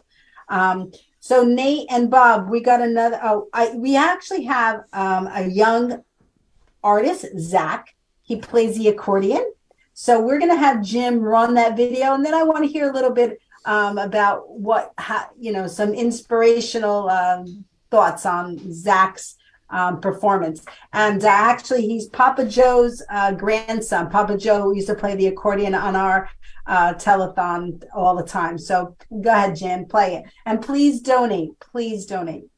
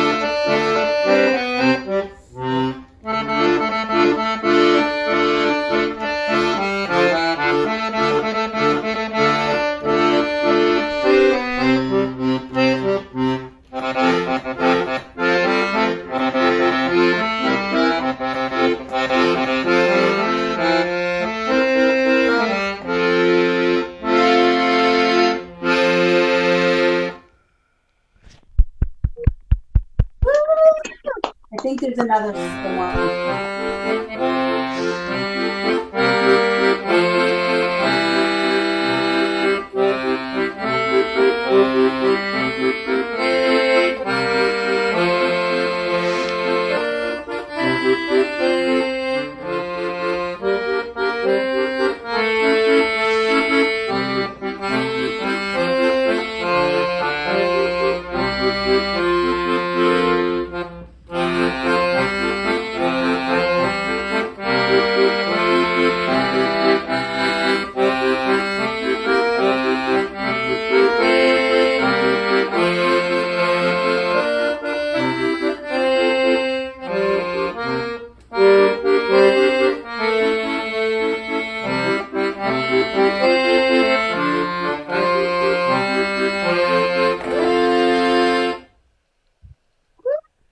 Nice. You know, hearing that William, I don't know about anybody else, but the William Tell overture, I was again about 6 years old watching the Lone Ranger galloping across the screen and the Cheerios commercials and stuff. It's like such a flashback. I love his love for music. He's such a, are you guys watching it, Nate and Bob? Are you watching it on the, your computer when it happens? Are you watching it on Facebook? Well, I hate to embarrass myself, but I can't figure out how to see the videos when it's played. Yeah, me too. I'll be honest with you. I'm just listening. They can watch it after. Yeah. But it just what I do, just a little lesson is I have two computers, or on your computer, you can bring up your Facebook page, bring up your Facebook. Yeah. And I put it on your page. You can go to my page and you could click and see it. So that's where I'm following it. I'm following it on my Facebook page. Okay. Oh, okay. So I'm a little bit afraid of screwing up my bandwidth. If I try to do that, it's going to slow everything else down. Yeah. So he is such a great performer, and I believe Papa Joe has been teaching him how to play the It's so hard accordion. to do, I think. It is. Yeah. It is. Yeah. He's My such a husband met Joe DiClemente. He's a retired minister. They used to have, it was a Dunkin' Donuts Sunday morning crowd. And Herb happened to mention to him that a couple of years ago that the telethon was coming up. And he was very excited and immediately said, I will be more than happy to help out with that. So I think he did one live before we went down on that. And then, he's brought his grandson in the last couple of years, and we're watching him grow, and he's adorable. He's beautiful. And accordion is very meaningful to me. I think I've shared this other times, is my Uncle Sal used to play the accordion. And actually, he's the one, Bob, when I sing Let Me Call You Sweetheart, he's the one that used to play that on the piano for my aunt. So it's very meaningful because the accordion is not something you hear a lot. You know, it's not an instrument that is out in the world so much, you know, and it's I think it's a dying instrument, and it's really wonderful that a youth like, Zach is taking it up. So I think it's also great because it's very portable. You know, it's like a guitar or something. It's like you don't need a whole bunch of stuff. You just need your accordion. Yes. And some pop artists are using it. At least about 5-10 years ago, you would hear it once in a while in contemporary pop stuff, top 40, but very little, like you said. So, Jen, do you have the photo of myself and John and all those people cheering for me and Bob handy? I must have that. Hold on one sec. So John, I met through Denise, through Diane. You know, there's always connections in life. And John was doing, let me see what. Renee, you wearing a striped red shirt? What's that? A striped red shirt? Yes. Okay, yes. I got it. Yes. You put it up? Yep.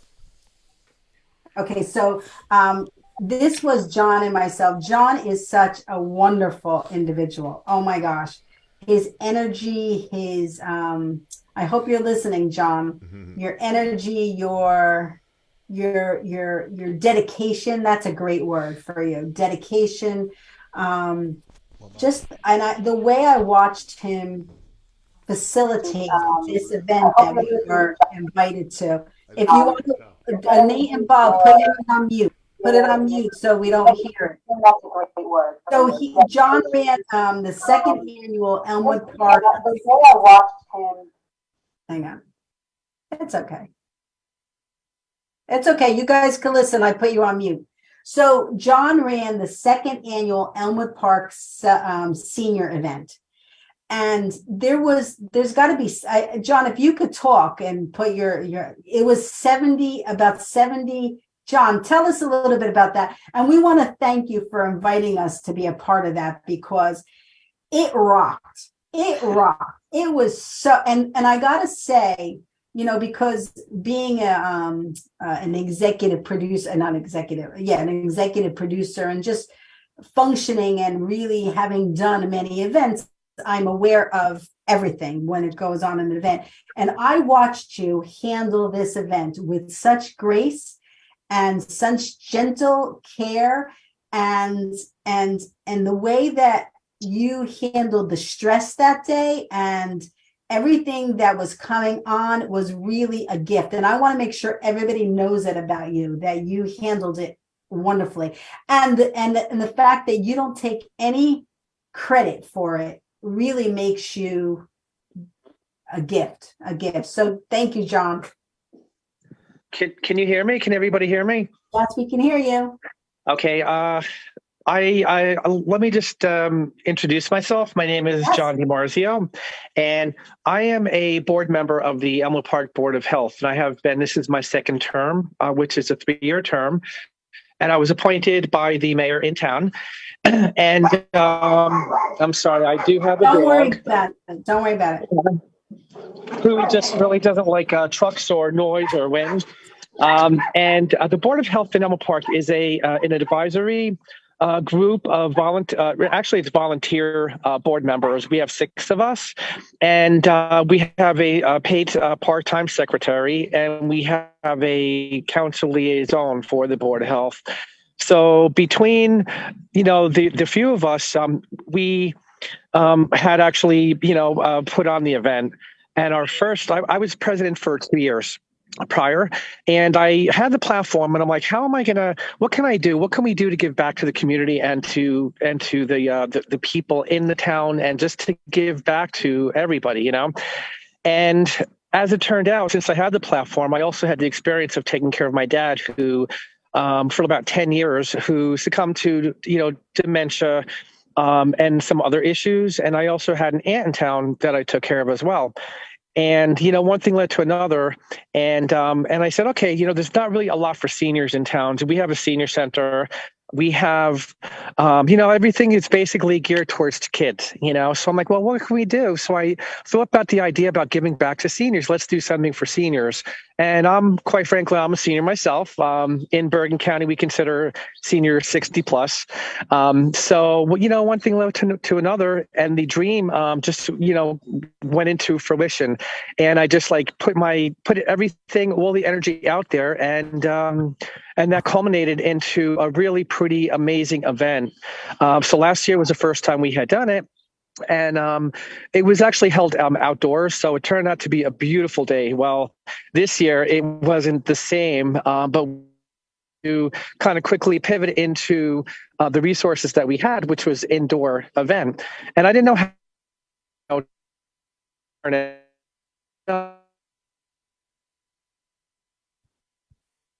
John, everything was geared towards giving back to the seniors, to the people that have contributed.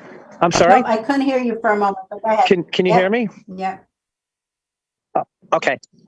So like this year it was challenging, but I think with all the positive energy that we had, it really turned out beautifully, and there were quite a few surprises. So we had a lot of dignitaries coming in. We had Representative Congressman Pascrell. We had Senator Menendez. His sent representatives, but it was so much more. And going back a little bit, I had really met Diane the first year, which was last year, and she had like a whole mess of different resources and companies, and we had become, you know, friends that way. And she was a big part of the vendors and the companies and the organizations in the event. And then she introduced me to Renee Marie, and the rest is history. And we were so blessed. I mean, thank God we did have that entertainment with Bob Kern, and I think there was another gentleman that I wasn't aware of, and he was at the event. So I think with all the little details in the event, it just turned out so beautifully and so successfully. And I'm just so grateful, and I'm humbled by this event. But again, it was also a day to give back to the seniors and to other, just everybody, family members and friends, because a lot of people do have these experiences where, we're going to have to either take care of people that are older, that are seniors, or, people are going to have to take care of us. And, there were not just medical, but there were social, there were so many aspects of the event, and it was geared towards seniors. And I'm blessed and fortunate to have had Renee Marie as a major part of the event. And Bob, because it was wonderful. And the gentleman you're talking about was Al Russo. He actually, Bob and him were very good friends, and Bob had invited him to just see us, to visit with Bob, because Bob lives about an hour and a half away. Al is a Frank Sinatra tribute artist. He does wonderful. He's been doing it for many years. And Bob said, "Oh, can?" And I said, "Yeah, of course." And Al did two wonderful songs that day. Nate was on the program to come, but Nate couldn't come that day. But the next one, Nate, is going to be the next year when we do it. The energy in that room, John, was just incredible and just uplifting, and everybody just had a great time. And even though it was inside, it was like, okay, let's just ship, let's just do what we got to do. And it was so wonderful. And I give you kudos for that, because I know, being an operator myself, that it takes someone to kind of like, do their work and lay it out, but then you just kind of trust that it's going to operate. It's all about the preparation for it. It's all about the preparation for it. Right. And I'm grateful to you, and we had iHeartRadio's WKTU Bartel there. And he was such a pro. And you guys, thank God, you guys helped me because I'm so detail oriented and I'm so anal with everything. And it just helped me, not that I didn't have to worry about that aspect, because generally I kind of worry about every single little detail. And if you don't get the help, then you got to do it yourself. And I'm sure you know that, Renee Marie. I mean, because, you can't always depend on, certain situations or people, and you got to do it yourself, So you guys were a blessing, because I didn't have to worry about that, and that everything just worked out so magically and so effortlessly, even though there was a lot of work that was put into it. And I get that, So I just thank everybody, all you guys that were involved. And actually, I'm still working on all my thank yous, because we're having a town borough meeting, and what I do is I thank everybody profusely, and even the flies on the wall, whoever was involved. I cover everything, and I'm also sending an email out. So I'm just putting this event to rest soon, once I get the email out, because I'm sending a thank you email, and then we're ready for next year. And I thank you already. Thank you for your commitment, because you are so loved, and you are such a blessing. So I thank you for that in advance. Thank you, John. And just really quick, because I really think it's important for everybody to know, Elmwood Park is very special in my heart, because my father used to have two stores in Elmwood Park, and I told this story there, that he used to have River Grandelli and the Boulevard Sweet Shop. And we spent many years, it's got to be 30 years that I spent in Elmwood Park, going there day after day after day. And my father loved Elmwood Park. It was a second home to us. So it was like going home. It really was a wonderful thing. So, John, thank you so much for joining us today. You can hang out. You can do what you want to do. You can certainly hang out there, but we do need to move on, because we got to keep the time schedule. Thank you, everybody. Nice meeting everybody. Thank you, John. Thank you, and we'll talk soon. We're going to go out there. Thank you, John. Thank you, Bob. Okay, so what's on our agenda next? I'm losing track here. Okay. So, Jim, can you play the Nate, the Wonderful World and the Rose? This is Nate doing It's a Wonderful World, or What a Wonderful World, and the Rose. I think it's backwards though. I think the Rose is first and the Wonderful World is next. Bob, you have to leave at what time? You're on mute. About 2 o'clock in Oh, about an okay, hour. so we have time. Okay. All right. Yeah. So, but we do have Dr. Mike and Jim Henry coming on at 1:30. So we're right in time. Jeannie, we're doing good on time. I know Jeannie's always like looking at the clock. That was her thing when we used to do it live. So we're good. We're good. What do you want to say something, Bob? Yeah, I can leave at about 2:30 and still make it. Okay. No big deal. Right now, I got to step away for a couple of minutes. I'll be right back. Okay. Put it on mute though. Put it on mute. Yeah. So, yeah. So Jim, if you could play those videos of Nate and myself, and please donate if you have any extra funds. And if you don't, just pray for us. Pray for us. Good thoughts. And share the donation link. Maybe someone else could donate in rather than you, and especially if you to honor somebody, honor somebody that passed or somebody that suffered a stroke, and how it affects your life and how important our work is. We'd really love to have it. And we actually have on our website a donation page that you can always go to and tell your story about the person that suffered a stroke or passed from a stroke. And we'd be more than happy to share that on our show. So Jim, go ahead.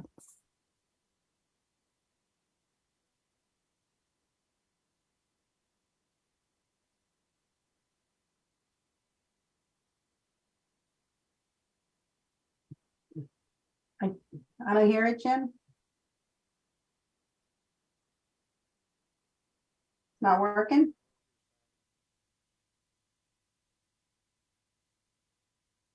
It looks nice.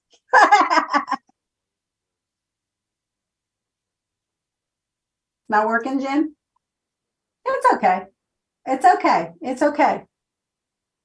Listen, technology, you can't live with it and you can't live without it. Why don't we show Lori and David's song? It's a beautiful song, Lori and David's, and we'll make sure that we add that to the video.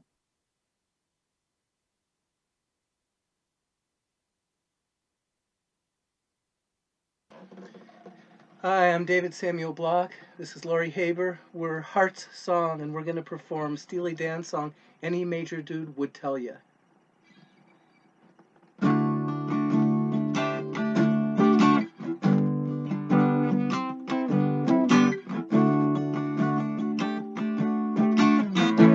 I never seen you looking so bad, my funky one.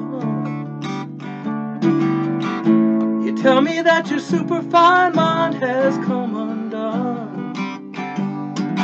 Any major dude with half a heart surely would tell you, my friend.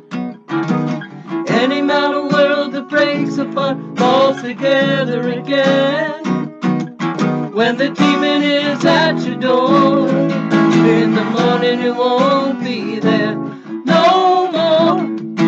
Any major dude would tell you. Any major dude would tell you.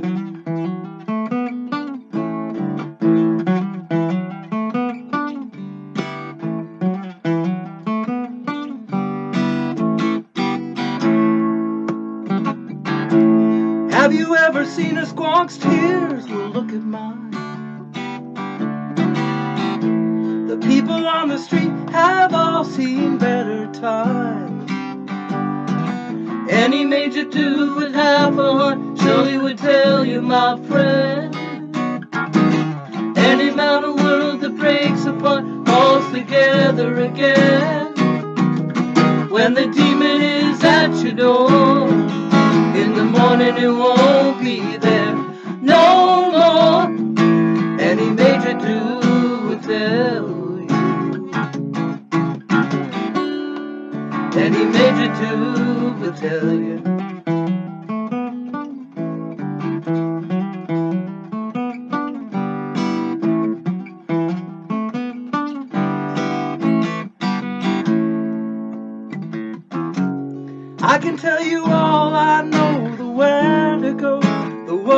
to do. You can try to run, but you can't hide from what's inside of you.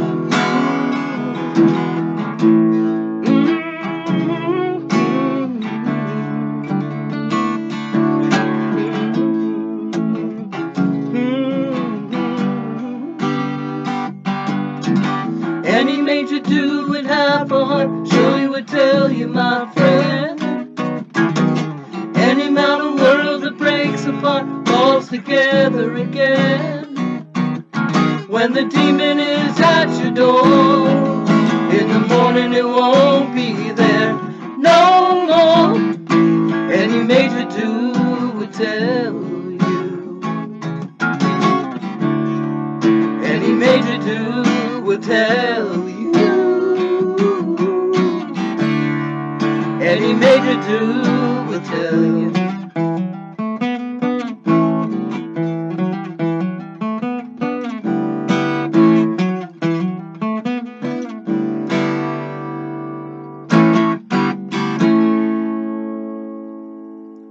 I want to thank you all for the opportunity. Thank you so much, Renee Marie. We'll be seeing you. Blessings, everybody, and thank Peace. you. Very Aren't they nice. good? Not enough Aren't they people do Steely Dan. Yep. Yep. And you know, Lori, I know Lori through Michelangelo, and who used to, is on our board. He's an honorary on our board. And she's always been like in the backdrop, doing her work. She was always at our live events, and she is just a gift. And then she moved up to New York State or something, and she met David, and they're a couple. And they just started to work together, and they just had that 70s kind of vibe, that peace, love, hope, that we love. So they're just a gift. They're a gift. So Nate, let's talk about how important the work that you do is, because, when you suffer from aphasia, you can't speak. So it's so, and I believe, and tell me if I'm incorrect, that when you're quiet, people kind of tune in a little bit closer to you. So let's touch on that a little bit. Yeah, I got into, well, I thought I could sing one time, but then no, let me stop. I like bringing the story to life. I like showing, I like telling, seeing the other version so people can really hear the songs and in a different way. I did a piece one time for anti-bullying in Allentown, Pennsylvania. And we had a person that did sign language. We had a person that spoke the spoken word, and I mimed it. We had 3 different people on the stage saying the same thing with different arts. And when mime, that's like with me, it's like I want to bring the song, I want to bring the story to life.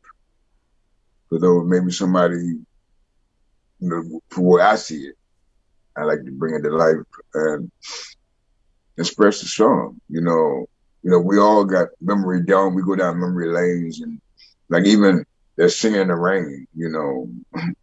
I had to do that because it's like we all should sing in the rain. We go through storms, but we still have to keep on dancing. So that's why when I do that mime, it's like, okay, that's when I saw that singing in the rain. I'm like, I gotta do that because that's what is inspiration. One of the songs you did really touched Bob. Bob, do you remember what song it was that he did? Remember you called me up because when you guys first met, Bob went and did research on you. He's like, oh my God, he's a great guy. And he looked at all your videos. And then he called me to Renee, this video's touching me. Like, which one was it, Bob? Do you know which one it was? It might have been The Rose. No, I think it was a song about angels or about, I forget. But my point is that, you touch somebody, like that song, no matter what song you're doing, it will touch somebody, individually that's going through something like Bob spoke about what he's going through, you know, with the loss of his wife. You know, you touched him deeply.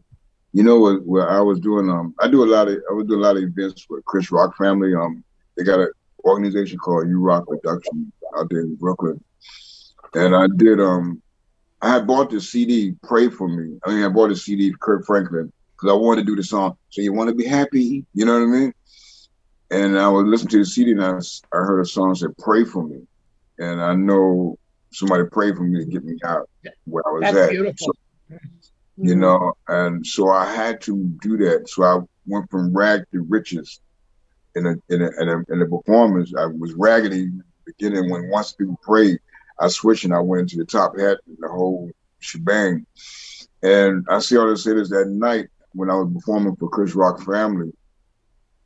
As I finished, I was going to my seat, and a lady came to me crying because she said it touched her, because that was what she needed to hear to get her through what she was going through. And she saw the whole story. And, you know, that kind of stuff, like, to me, is more than money. You know, money can't buy that. And I felt good to knowing that it touched someone in that way and that helped people, because I want to help as many people as I can, man. Yeah. Y'all don't even know, I really, deep in me, you know, I'm one of them guys who were going to the supermarket and mess with the cashier to make her laugh, because I don't know who she had before, but right now you want to laugh for this minute, you know. Right. So the same thing with my mind, I want to say, okay, come on, go on a journey with me, and I hope it does something for you, you know. I think it was that video, the prayer. Yeah, that pray for me. Pray for me. That's the one that touched you. So moving. I saw that. It's out on Nate. I think you have it out on YouTube or somewhere. I've looked at a lot of your vid. It's on YouTube. It is so moving, so amazing. You know what you did. Right. You started. It's a rags to riches kind of thing, and it's just very moving. Yeah. Wow. Thank you, bro. Thank you. Thank you. While we're on the moving, Jim, could I ask you a favor? And if it's too much, just let me know. But you know me, I kind of go with the flow. Could we play number 16 right now? 16 is Bob doing My Way. And that touches you, because the way that he sang this song really touches people. It's a different connection. Like, I've heard a lot of people sing My Way and they just sing it from a plane, but your emotions, Bob, in this song really speaks. So let's play the number 16.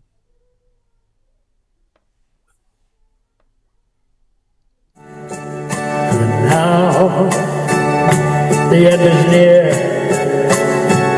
and so I face the final curtain.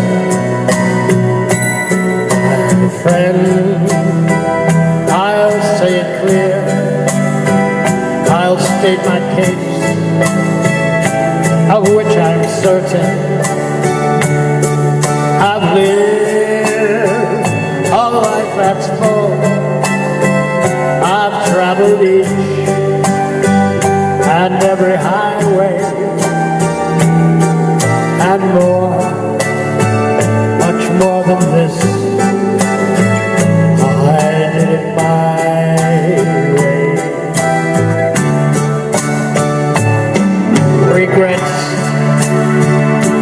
I've had a few, but then again, too few to mention. I did what I had to do and saw it through without an exemption. I planned each charted course, each careful step along the byway, and more, much more than that. I did it my way. Yes, there were times, I'm sure you knew, when I bit off more than I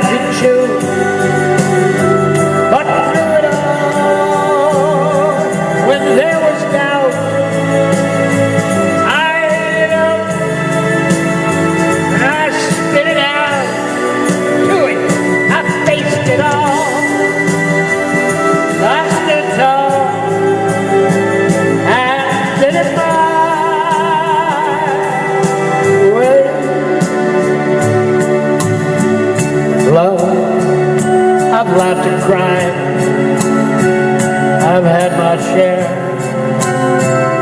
I feel of losing. But now, as tears subside, I find it all so amusing to think I did all that and then say I'm in a shy way. Oh no, not me. I did it my way. Oh, what is a man? What has he got? If not himself, then he has not to say the things he really feels, and not the words of one who yields. The record shows I took the blow. I did it my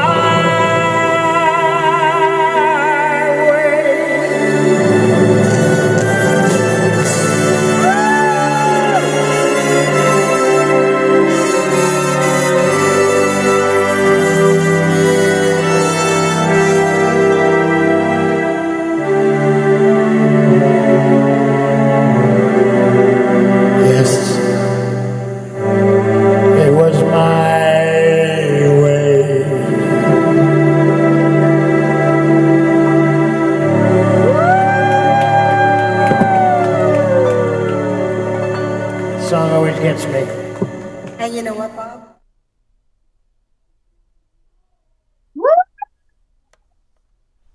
Hey, you guys are on mute. You can unmute yourself now. I put you on mute. Bob, that was great. Okay. You the man, had brother. me Let's every collaborate. word. That was now. great. Let's do it my That was way great. too. Let's do that. That's tight. Yes. That's tight. Everybody, yeah. Fantastic. But it's the way you sang it. Yes. You just it's almost feeling. like a song that we're gonna play later on. That I do. What I Did for Love. You're not singing it. You're just like, it's a different space. You're just like, you're being it. Yeah. You're just like in it. You're in it. That's a good thing. So what's that, Bob? We're living it. Yes. It was a great thing. So Ginny, do a little press, and then Jim will go to Eileen Corin. How do you say her name? Corina. I want to make sure I say it. It's Karina, I think. Karina. Yes, Karina. Karina. Irene Karina. So we'll play her video next, which is number 11. And I really want to thank everybody for joining us today. And Dr. Mike is in the waiting room. Thank you, Dr. Mike, and Jim will be in the waiting room soon.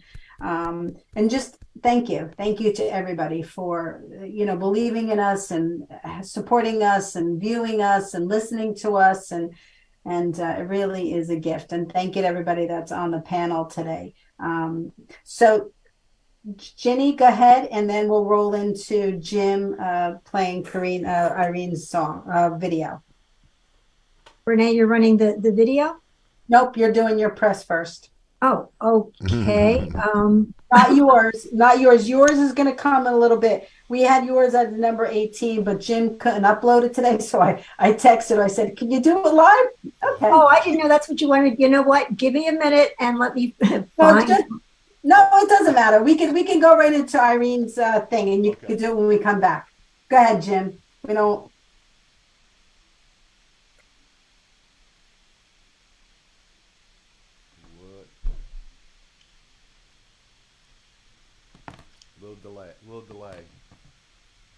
Little delay? Yeah, I'm just having a problem. Let me try now. There we go. Hi, I'm Eileen Karina, President of Pulse Center for Patient Safety, Education, and Advocacy. I'm so thrilled to be able to give you a couple of comments on your 8th annual Renee Marie Language of Love Telethon. What an honor it is to be part of this group. I'm so impressed with Renee Marie and how she has shared her journey through a very personal healthcare experience. You know, at Pulse, we educate patients and families on patient safety and appropriate patient outcomes, how to prepare for the healthcare system if you're going to go through it alone or with your family. At our most vulnerable times, sometimes we need someone to help us, and that's what we get the family ready for. And with people like Renee Marie sharing a very personal experience, we have more information that the healthcare professionals don't always tell us. We need each other as we go through the healthcare system. And I so appreciate the opportunity to share about Pulse Center for Patient Safety, Education, and Advocacy on our 25th year as patient advocates supporting the patient and their family on this very personal journey. Congratulations on this event and hope to see you again real soon. You can visit Pulse at pulsecenterforpatientsafety.org or take part in the Take Charge campaign at takecharge.care. That's takecharge.care, the 5 steps to safer healthcare, where we can all become better prepared as people before we become patients. Thank you. Well said, right? Well said. She's wonderful. Her story is Such a like tragedy. yeah. She lost her son, am I correct? Yes. Yeah. But yeah. with very strange circumstances of something happening. Yeah. We don't want to give the wrong information. No, definitely so not. if you go to our website, Renee Marie Language of Love, there's a tab that says Renee Marie Stroke of Luck shows, and her show is on there. But she's passionate. She's passionate about making a difference in the lives of those that need advocates. So we're grateful to her to join. She's a partner. She's on our team, and she does wonderful work. Ginny, you ready? Yeah, I'm. This is kind of going to read this because we don't have the video, so forgive me if it's a little stilted. And it really was perfect because the telethon is about entertainment and music, and it speaks into that. So I thought it was really important to showcase that today and have Ginny's words on this telethon. Go ahead, Ginny. Okay, so I'm Ginny Werner, and I'm honored to be on the board of trustees for Renee Marie's 8th annual Language of Love telethon for stroke and aphasia awareness. So what, you may ask, is the language of love? The language of love is music. Music is an integral part of our lives. It's with us to celebrate our happy occasions. It's part of our worship ceremonies, and it's there to console us during trying times. Music also touches us deeply by opening neural pathways in our brain. I'm sure we all know someone with dementia or Alzheimer's who has responded to a song that they knew from their early days, and they were able to sing all the words straight through and then lapse back into silence at the end of it. For me personally, music has always been part of my life. While not professionals, both my mom and dad did play instruments, and as a child I studied piano and then picked up the guitar when I was in high school. And during the pandemic shutdown, I actually dug that old guitar out from under the couch and started playing again. It was really good therapy during the long days. We had quiet days at home. I also love to dance, and a big part of my recovery from my stroke in 2009 was to complete a new piece of choreography and upcoming performance with the dance company that I belong to. Music is a very important part of Renee Marie's life and of all of our telethons. We hope that you will open your hearts and help to support our fundraising efforts so that we can help to provide financial support to stroke survivors whose therapy covered by medical insurance has run out. Lack of money should never be the determining factor to recovery from stroke. Thank you from the bottom of our hearts. Right? It speaks into why we do music, and the same thing with you, Nate. You're a silent music, right? You're music playing, but you're expressing through those the what they're saying and the rhythm that's there. I mean, you do such a great job. Thank you so much. Thank you. Wow. Thank you. And Bob, with that My Way, you just touched everybody with that, and I really, before I forget, I always I always believe that we should look inward for our team, because in previous years, and it was wonderful. We went out and we got entertainers to be on the telethon, which it was awesome, and they all became part of our family. But this year, it was a tough year for everybody. So for us to bring other people in, I thought, we did so many wonderful events this year. The talent show, the Elmwood Park concert. That let's showcase some of those, and it really, and the concert on the lake that we did with Diane's. It was perfect. It was perfect. So don't mind me. I'm rattling because I get humbled by looking back at the year. It was a little different, but it turned out to be a good different. So Renee, I'd just like to comment on what Ginny said. Yes. About music being able to touch people. I do a lot of work at assisted living places and nursing homes and situations like that, and occasionally they'll have me perform in what they call the reflections section, which is mostly elderly people with dementia.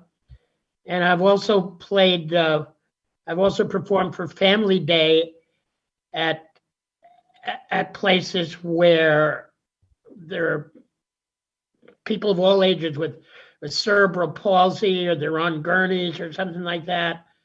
And with the dementia patients, yes, the music triggers memory and brings some of them alive, and they start tapping their feet.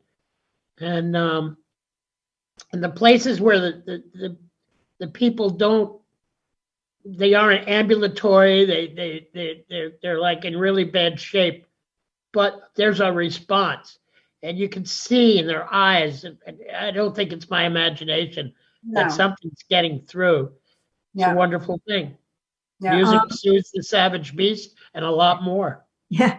I had a volunteer dance company for 25 years. And when we started out, we said, okay, we'll go and people will be happy to see us. But we found along the way that we were really touching people. We were getting through to people that hadn't responded to anything. And early on, we were doing a show at Creedmoor for the senior, the geriatrics. And there was a patient there who was unresponsive to anything. He was comatose. He'd been there for a long time. And our belly dance show went in there and he responded to it. They discovered that they had him on the wrong treatment, the wrong medication. And it was like that kicked us off. And we spoke to the doctor. We said, why is this working? We didn't know. And she said, the music and the dance. It's the music, the Middle Eastern beats are heartbeat rhythms, and the costumes were bright and the stimulation was there. And we found over the course of 25 years, and we didn't always raise the dead, but we did touch a lot of people in very important ways. So the music therapy, the dance therapy, it all reacts inside the brain. It's all very, very important to everyone. Yep, I agree. I totally agree. Hi, Dr. Mike. Hi, Renee. How are you? Good, thanks. Good. I just wanted to bring you in. We have 5 more minutes, Dr. Mike. We have a few things we need to do, but I wanted to bring you in while we're not showing a video because that affects the video for us. So, Jim, were you able to show Diane and Judy's photo again? I just want to make this still. Do you have them? If you have them, you have them. If you don't, you don't. So I just want to make sure that Diane and Judy, even though they're not here on the show, that their presence is really with us.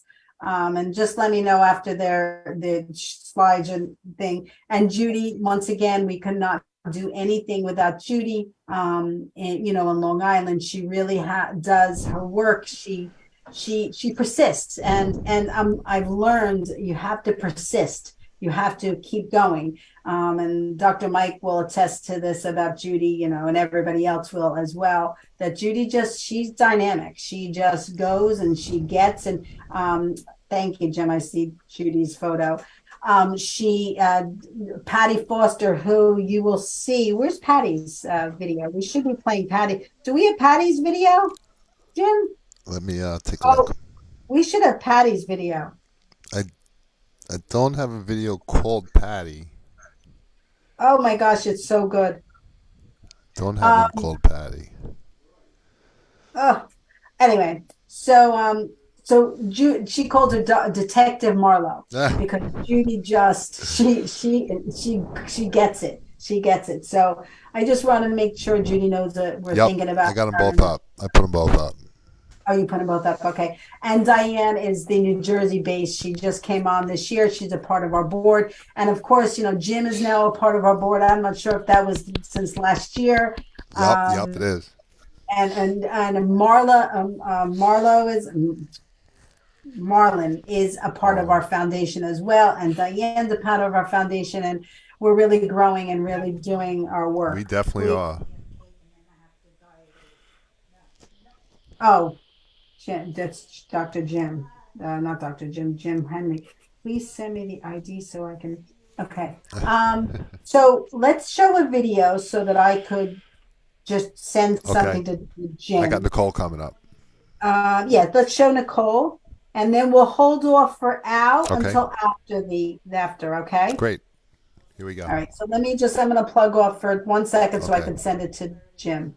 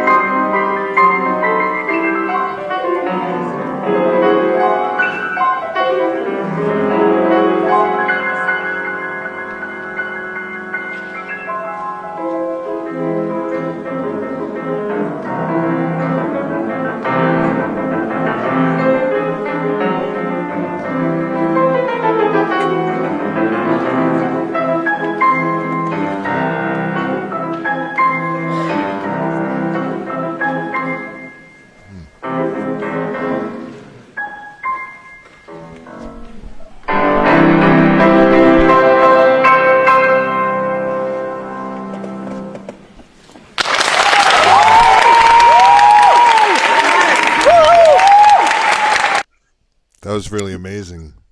Yeah, that was smooth, right? I got to tell you, I went to school with a friend, a dear friend, because my class was a class of 81 of Portland High School. There was like 150 of us that hung around together. We went to football games. We came by my house. We sat in this basement. We were really close. We were really close. And that's a dear friend of mine, Lori Noor. That's her daughter, who is the composer. She writes a lot of her own music. She really is a wonderful, wonderful, wonderful artist. And actually, Lori, this is what it says. Nicole Noor is a composer, pianist, and vocalist based in Ann Arbor, Michigan. A composer, she holds a special interest in vocal music, and she loves to work collaboratively. In the summer of 2022, she served as a lead piano teacher assisting at I'm going to spell it INTERLOCHEN Center for the Arts Summer Program. And you could look her up on the website. It's NicoleNoor.com. She is wonderful. She's wonderful. And her mother, actually, after I had invited her to be a part of our telethon, her mother shared with me how important this is because Lori's mother, Nicole's grandmother, suffered a stroke. So everything ties in so well together. So we'll get back to it. Jim, thank you so much for downloading Patty's video. It was too important for us not to get that into the show, but we're going to roll into Dr. Mike and Jim's segment. And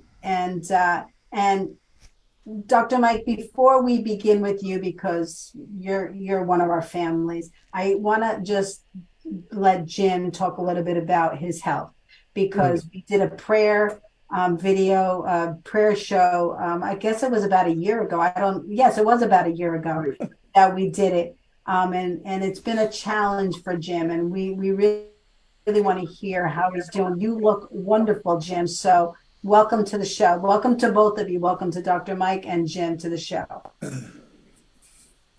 Yeah, thank you. You're very welcome. Hi, Mike. Hey, Jim. How you feeling? How you doing, Jim? Because I know I've been in communication with you, and I know it's been a challenge. Yeah, it's been a challenge since February. It really has. Yep. And yeah, it's changed recently. And Mike can speak to that. Dr. Mike can speak to that because he saw me a couple of times. And the last time he saw me like this. I was rather different, and I was moving differently. So, yeah, the spinal surgery was February 8th. It's been months. It's been a lot of pain. I'm still doing PT, but I started doing something very different that I didn't even know about. I don't know, a month and a half ago, and that's primarily what's making the difference for me. And he can address that from a much more scientific point of view than I can. But I've been doing stem cell reactivation, and it's been bringing healing to my body. And one of the other things that it's done for me is that I still got a lot of things that have to happen. You know, the older you are, the slower you heal. So yeah. And that's part of the issue. But the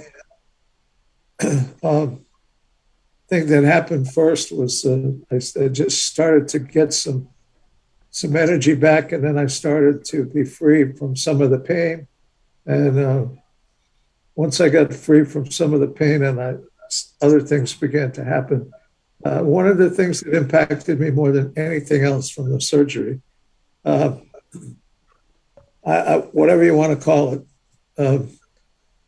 brain fog, lack of clarity, all of that. I mean, I was really impacted by that, and I was surprised myself. Nobody had said anything to me about it beforehand, as a result of the back surgery. So I've started back to engage in work, and I've only been doing very, very little bit over the last, I don't know, 8-10 months. And, it feels good to work. It feels good to be able to sit down. I remember the very first month, one of the things that hit me harder than anything else was I sat down to write a check, and I had all I could do to sign my name. And I thought, what the heck is this? And well, that was part of the package. So, that's coming back, but very, very, very slowly. So anyway, I'm here, thank God, and I'm not done by any stretch of the imagination. And it's hard for those of us that are driven and just keep going without any stopping us, and all of a sudden, like, we're dead on our tracks. Ain't that the truth? And it's hard to allow to trust in the process and just, let others do for us as we've been doing for them so many years. And I know, I believe me, I know it's hard, but we're so grateful that you're, in the place you are right now, because now you could start to get back into, your work. I mean, I know you were doing your work from your bed and from your, you were still sharing, you were trying to push through it, which is important, Yeah. Most of what I have done over the years has been very, very personal work. And so there's only a certain amount of that you can delegate. We helped some people start groups and things like that. We're going to do that very differently now. And but to be able to engage people again, it's one thing to do it on Zoom. It's another thing to do it, face to face. And the time that first year of COVID was rough for me, and then it got worse after the surgery. So, but anyway, here I am. So thank you for the invitation. I appreciate it. And I know Mike has some really good things to. Forgive me, Mike. It's Dr. Mike Evangel, and Dr. Mike. I got to tell you though, you're so intuitive, because Jim texts me, Dr. Mike stole my photo on the telethon. And actually, while I was pulling it together, because, I'm like doing my God work and I'm pulling things in, and I actually put like your prayer, the prayer show we had, it was originally in the opening flyer, the opening video. And I'm like, maybe I'll invite Jim to talk about how he's doing, because that was a part of our journey last year. And all of a sudden I took that out, but I left Jim's photo in there, and you saw it and you told him, and he kept to me, and I'm like, you gotta come on. So like, it's just the way the world works. So Dr. Mike, thank you so much for joining us. We love you. You're so full of information. I'm going to let you share a little bit about what you do. And okay. I know you had a list of things you wanted to touch on. So introduce yourself first. Quickly, because I know that time is limited. Well, first I want to say, we don't know what we don't know in life. And before there was cholesterol testing, before there was vitamin D testing, before there was omega-3 fat testing, we just didn't know. And Jim had come to my office a few months ago, and he was with a walker, and he barely was able to get into the office. Barely. The next time I saw him, no walker, and hardly using the cane. And I'm like, well, what the heck happened to you? And he starts explaining to me what's going on. And because I had researched and I know a lot about stem cell therapy. However, I didn't realize, because a lot of them are like injections, stem cell injections, that are very expensive and potential side effects. But there's a way of activating our stem cells at a very low cost and a very safe manner. And that's with the LifeWave. And I'll just show you the package. This is called the sleeve. This is like a month supply of the patches. And I didn't know anything about it until Jim shared this with me. And I got so excited about it. I already have 12 people on the program already, including myself. And basically, we have to look at the situation as this. God created the human body to be the most perfect creation in the universe. And we can function flawlessly, but only when we have the right set of circumstances. Having excesses and deficiencies create a situation that is not ideal. So the job of the physician is to identify the excesses and reduce them, identify the deficiencies and increase them, allow the body's innate intelligence, that's smarter than any supercomputer, make the body healthy, what God designed us to be. Unfortunately, we have stem cells that get depleted as we age to the point where we don't have them really active anymore. So unfortunately, we're programmed to die. And that's the way life is. I mean, nobody lives forever. However, we can do what's called biohacking, where we kind of like get the body stimulated to get those stem cells working again. And the body's innate intelligence, the stem cells go where the body needs them to go to fix whatever the body needs to be fixed. Because we have a set of priorities. Like I said, smarter than a supercomputer. And so I had a lot of people approach me over the years with different things. And as we all know, that there's a lot of snake oil out there. There's a lot of bells and whistles, a lot of charlatans. But there's a lot of truth out there too. And the problem a lot of people have, especially with the internet and with social media, separating fact from fiction, who to believe. I mean, there's so much controversy with the pandemic about vaccines, and we won't get into that today, but that's a topic for another time. But there's advantages and disadvantages of every medical procedure. And life is a crapshoot, playing the odds. And we have to figure out what is going to be the best probability of us getting to be successful. So anyway, if anybody does want additional information, and this helps just about everything. It's like real life snake oil, the stem cells, because the body can heal itself, and the stem cells is what really helps the body to heal. Dr. Mike, just so everybody knows, we're going to do a whole show on that. Okay. I said to you when, you were talking, I said, let's pick a date, and then we could really delve into Dr. Jim, and There's Dr. Jim. He's a doctor too. Yes, I was going to correct myself. Dr. Jim and Dr. Mike, we're going to have one show. And then, and the other thing is that what I'm thinking, maybe that would help Jim. Jim, I don't know if that would help you. The stem cell. I was going to say, I want that information. I'm definitely going to look because into he's it. got spinal issues. Yep. And this immune system, it helps aging. Yeah, I definitely need to look into that. I'm going to send you a video later. Okay. That would be awesome, because thank you. It goes through basically the scientific aspects of it. But you see this woman in the video.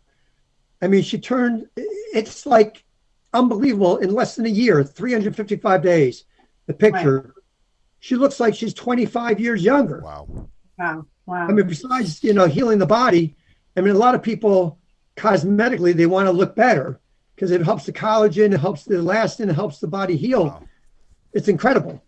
But the other pillars, because we have basic pillars of health. And I really didn't know that the stem cell option existed. Now, a good friend of mine, who I told Jim about, that he is a jiu-jitsu master. He's one of my best friends growing up. And he unfortunately, in March of 2020, woke up one day, couldn't move his legs. And he had a severe bone spur that was pushing up his spine. He ended up having spinal surgery. Then he got actually, as the doctors described, a stroke in the spine. And then he ended up becoming paralyzed, lost bowel and bladder function. And I have him now on the LifeWave stem cell therapy. Wow. It started a few days ago, and I'm so excited. And a few other people too that have real serious health problems. And Mike got to the point, Mike DePasquale Jr., his name is. He's one of the most foremost martial arts experts in the world. And to go from being so proficient to be in a wheelchair, I mean, it's mind-boggling. And, Wow. you know, life is such a gift, and we all know that. And we never know from one day to the next what God's going to have in store for us. But anyway, the basic pillars we have, and I didn't even know about the one pillar until a few weeks ago with Jim. But we have vitamin D, which is, we talked about this before, it's so important, it impacts 3,000 genes in the human body. It turns on good genes, turns off bad genes, so important. And our vitamin D should be around 80 to 100 with our blood tests. And I like this one liquid vitamin D, which has got vitamin D3 and also K2 in it. The K2 is important to get the calcium to the bones and teeth where it belongs, not the soft tissues and arteries where they don't belong. But the problem is that you have to be careful with your viscosity of your blood. It's your INR test. Anybody that knows about strokes knows about INR and blood viscosity, and that has to be worked out with, you know, your medical doctors too, to monitor that. But it's very important, vitamin D. That omega-3 fats, I can't say more about omega-3 fats. Omega-3s, there's a test which I have in my office, and you can get my information to people. Anybody wants the information about the stem cells and about omega-3, about the vitamin D, about any of this, you can always contact me either by email or call me or go to my website. But anyway, the omega-3 testing, we need at least 8 to 12% omega-3 in our red blood cells in order to be healthy. And this Wow. Dr. Sirhan from Harvard came up with those research in recent history. It started in the 1980s. And 95% of the world is deficient in omega-3s. And it's so important for healing. It's so important for our circulatory system and for everything, really, omega-3s. And the next and very important thing is the gut microbiome, the health of our gut, because the immune system, everything starts in our gut. And we have approximately 100 trillion microbes in us and on us, 2 to 3 pounds of microbes. And we need about 85% beneficial to 15% pathological to be healthy. And there's a company which is Standard Process that I use for testing the gut microbiome, the health of the gut. It's a very simple score between 0 and 10. It gives you a very simple score, where 10 is perfect and 0 is basically very, very bad. You'd like be near death if you're 0. And another thing which I found out about since last year is microcirculation, which I really didn't know much about. And as you know, Renee, I try to keep up with the latest research and what's going on in the world of science and medicine and holistic healing. And there's a product which also you can get through me too, which is, it's called Endocalyx Pro. And basic problem is with microcirculation is that we have 4, 5, and 6 micron capillaries. The red blood cells about 6 to 8 microns. So that's to squeeze through the capillaries. And a lot of people have very deficient microcirculation, and it's never been able to be tested until recent times to test the microcirculation. And we don't know what we don't know, as I said before. And to be able to test the microcirculation and to be able to, and this it's called the GlycoCheck. It's a machine that tests the microcirculation, and it's FDA cleared and patented. And then the Calyx is also FDA cleared and patented for increasing microcirculation. So we have Dr. Mike, I don't want to cut you, Dr. vitamin Mike. D. Yeah, no, I was going to say, you don't have to run. Do you have to run? Do you have to go? Do you have to be off in a few minutes? Do you have to be off? No, I'm good.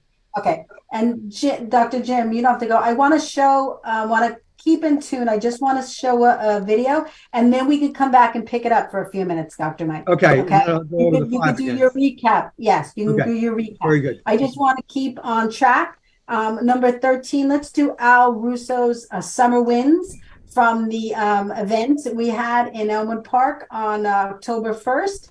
And there's a dear friend of Bob's, and I've known Al for many years. So, and then we'll come back and Dr. Mike and Jim can say a few words, and then we'll continue on. So go ahead, Jim, show the song, show the music. The end is near, and so I face final curtain. My friend, I'll say it clear, I'll state my case, for which I'm certain. I've lived a life that's full, and that's my way. I've traveled each and every highway, and more, much more than this, I did it my way. Regrets, I've had a few, but then again, so few to mention. I did what I had to do, and saw it through without exemption. I planned each chartered course, each careful step along the byway,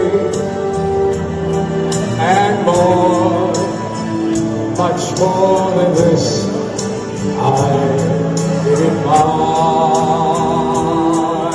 way.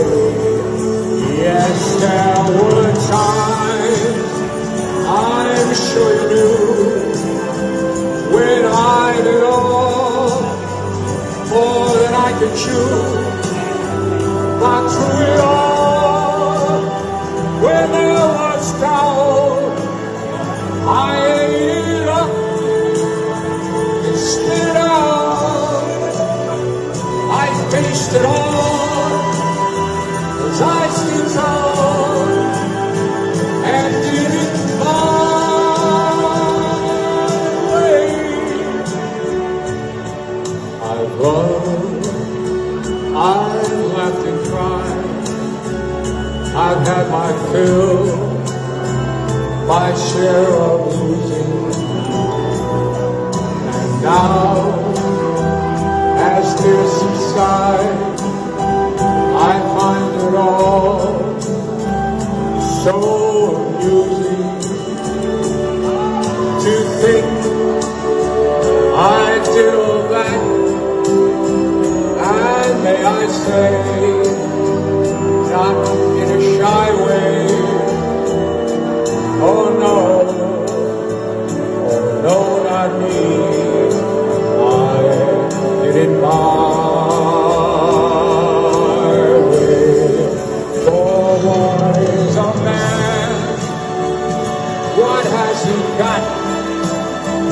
If not himself, then he has not to say the thing he truly feels, and not the words of one who kneels. That record shows I took the road and did it my way.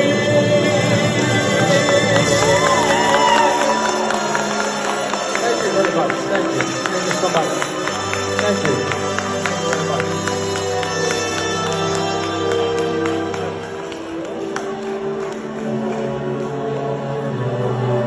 Yes, it was Bobby's way. Thank you so much.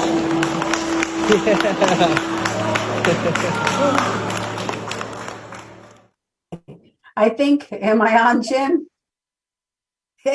I think people are going to be surprised because it's supposed to be Summer Winds. I think I titled it I think I put the wrong title with the wrong song. But we've had two versions of My Way today, so it was very good. And he's a great Frank Sinatra artist. He's a dear friend of Bob, so it was fitting that they both sang the same song. So let's roll back into. I want to give Dr. Mike the opportunity to talk about what.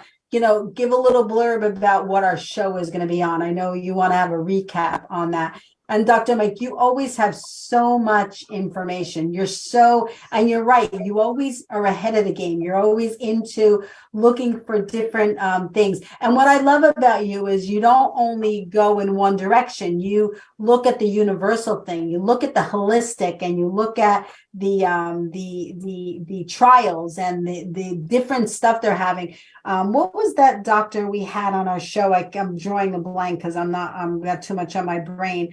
But there was a doctor that we had on a show. You both were on, and she was so interesting. I think her name was Rosanna, Dr. Rosanna. And you guys both come from the same path. You look at, remember she found like something on the oak tree that was a cure. What's that? Yeah, you remember? Anyway, so my point in talking about that is that you both are looking at every single aspect of what is people can use, because treatment's got to be different for each person. Each person doesn't necessarily need the same treatment when there's something wrong with them. Right. So if you could do me a favor and just wrap things up and really share what our show is going to be on and what they're going to be getting from looking at it. Okay. Well, first of all, if you're missing one of the major components of health, you're in bad shape. For example, if your gut microbiome, if your gut is in bad shape, you're in bad shape. If your vitamin D is very low, you're in bad shape. If your omega-3s are low, you're in bad shape. If your microcirculation is bad, you're in bad shape. So those things are all important. Besides, sleeping well and eating organic food and reducing your stress and getting out in the sun and doing all those other things. But the thing that we really didn't know that much about in recent times is the stem cell situation, which is what we're going to have that show on. And what's so important about this is that, like I was mentioning at the beginning, as we age, our stem cells decline to the point where they're really not active at all anymore.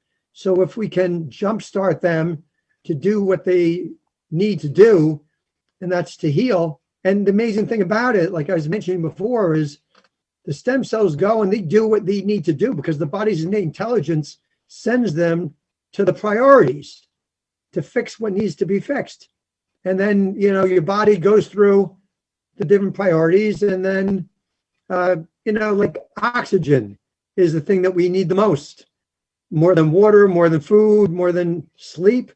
We can only survive a very short amount of time without oxygen. So that's a priority, right, is to get oxygen. But then after that, other priorities kick in. Yeah. So anyway, that's basically what we want to cover is all the different aspects, and Jim and I can be on that show.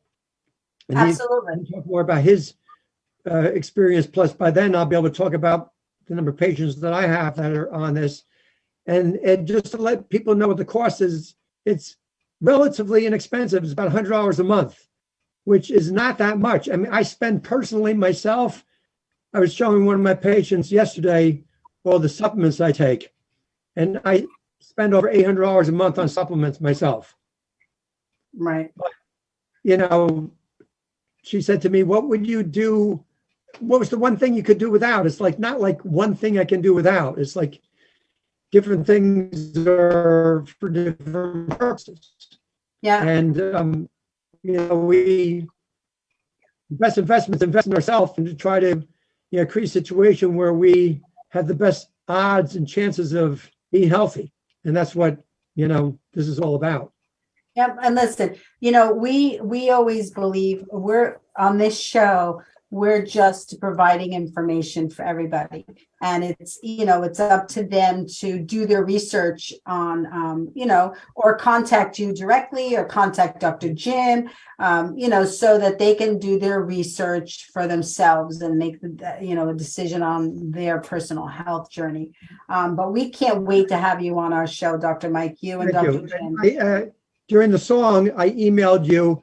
I got it already. And I forwarded and I added Jim to the email, so we're good. we're right in tune.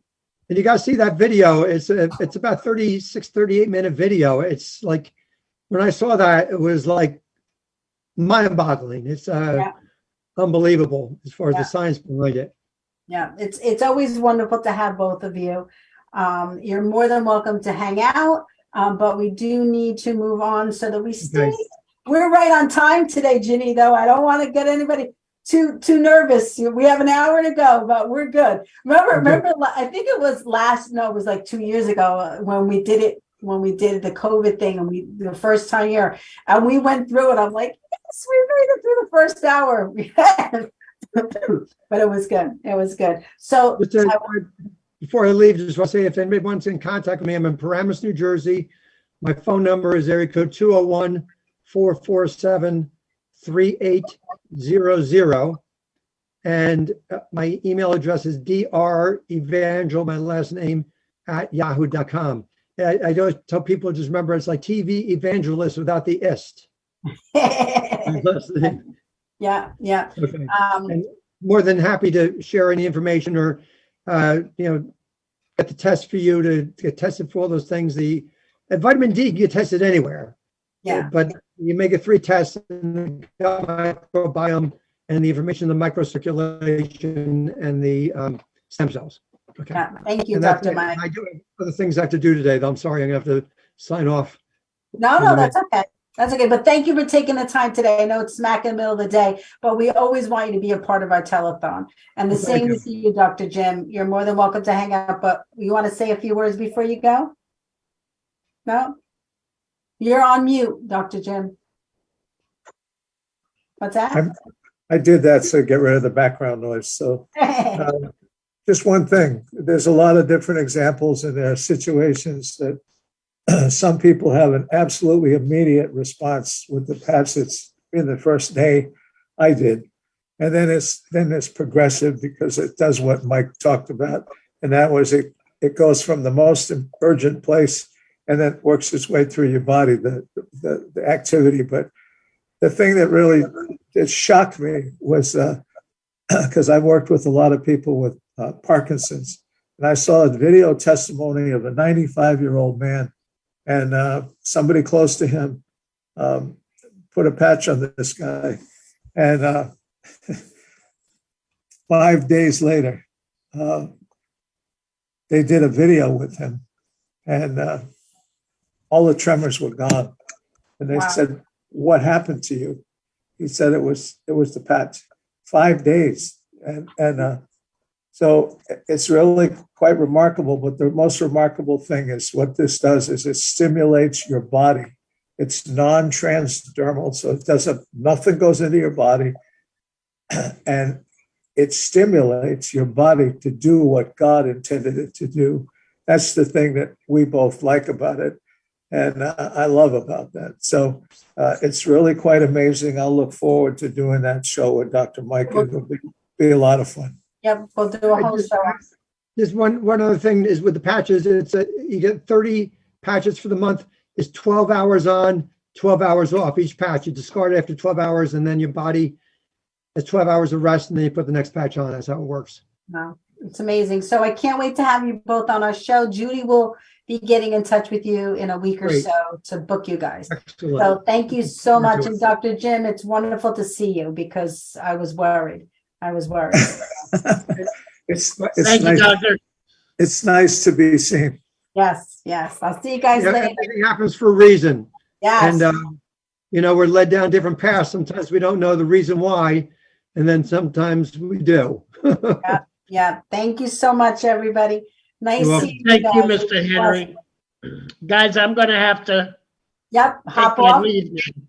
Yes, and it was great meeting you, Ginny. And Bob, Jim, it's a thanks pleasure for all your meeting you. technical expertise. Bob, God bless you. And Nate, no words, man. It's always great to see you. Oh yeah, man. I hope we get together in person one of these days, do Oh something. yeah. Yeah, They'll come we're together. concerts That'd be happen. great. God bless you all, and thank you for inviting me to this session. I'll be in Paramus on Sunday, as a matter of fact, at the Care One facility up there in Paramus, entertaining at a birthday party for a 97-year-old woman. And that's going to be something terrific. So Good. Is God it bless you all. next Sunday? Next Sunday, Bob? The 23rd. Next Sunday. Okay, we'll talk. Okay. Yeah. Okay. Bye. Bye. Thank you so much. Bye, everybody. Take care. Yo, Nate, you hanging out? I was gonna step out because I was gonna step. Okay. But I didn't. No. We understand. We totally understand. I just want to. That was it. I was in the movie. I was in Manhattan, with Staten Island in Manhattan last night for the Chelsea movie that I'm in the Chelsea Stadium with the film fest. So I got him I got him this morning, really. Oh, good. Good. Well, thank you so much for joining us today. We were honored to have you as a part of. Oh man, as always, man, always good to be here. I didn't want to miss this for nothing. You know what I mean? I'll tell you, it beat me up when I missed the last one, but I'm not. No, never beat you up. Never. No, I beat myself up. Nate, I want to be in touch to find out when you're going to be out at the Veterans Hospital in Northport again, because I want to try to link up with you there. Okay. Matter of fact, I'll text you. I just was there the other day. Okay. All right. But I'll text you and let you know when I'm out there again. Definitely. Very good. All right. Terrific. All right. Okay. Bye. Bye. All right, everybody take care. Bye. Thank Be well. you. Have a Never wonderful give up. day. Never give up. Never give up. Jim, so let's go right into Stevie GB's video, but only show about 2.5 minutes of it. We just want to make sure he's a part of the telethon. He's wonderful. He's always been submitting videos for us. And before we go into that, I do want to reiterate what we were saying before. We have doctors on the show. We have clinicians, we have physical therapists, we have holistic, acupuncture. But these are all just for your information. We're not sharing with you that we support it. We just want to share that information so that it's out there, because some things do work for people. Like Jim has been, this back injury for a long time. And maybe it's a way that he needs to go, but that's for him to decide when he gets the information. So we just want to make sure that everybody's clear on the fact that, we're not endorsing it. That's the right word, Ginny, right? Endorsing it. We're not endorsing it. So I just wanted to make sure that people, it's the same thing with political, right? The fact that I shared that we sent the president of the United States a letter because we want to be the ambassador. That doesn't mean I'm a Democrat, doesn't mean I'm a Republican, it doesn't mean what I am. It's just the fact that I sent the president of the United States a letter because we want to be the United States ambassadors for them for strokes and aphasia. So we just want to make that clear with everybody. So, Jim, could you play Stevie GB's? And Ginny, we're right in time. We're good. Renee, do you know which one it is offhand? Is it number 14? The one that says only 3? Yes. Okay. Here we go. Yes, it does. It says only 3. Here we go. Opening for comedian Norm Macdonald. Very funny guy. World's funniest accountant, Stevie GB. Coming to the stage, Stevie GB.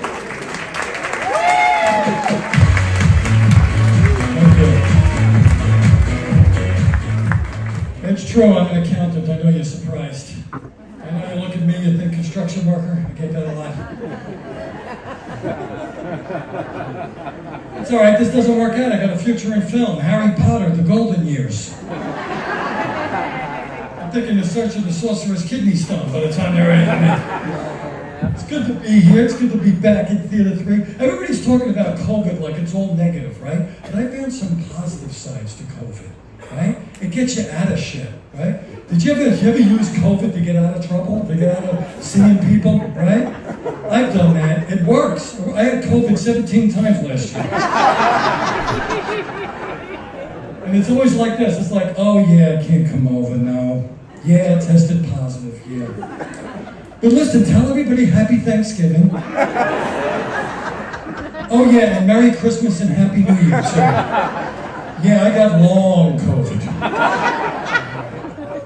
Another thing I liked about COVID is women in masks. I like the women in the masks because the nose is the new cleavage. I'm always looking like, what's under there? I never in my life thought I'd be wishing for a nostril swab. Just one. Just one nostril, that's all. Last week, a woman caught me looking, and she's like, "Excuse me, sir, eyes down here."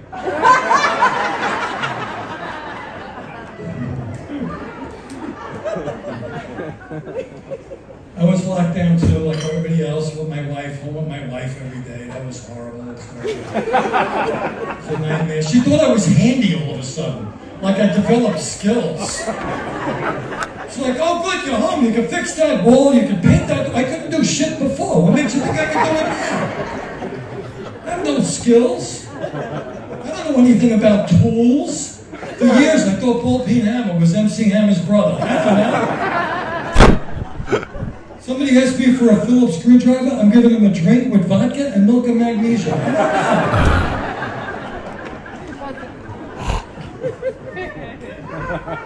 don't know.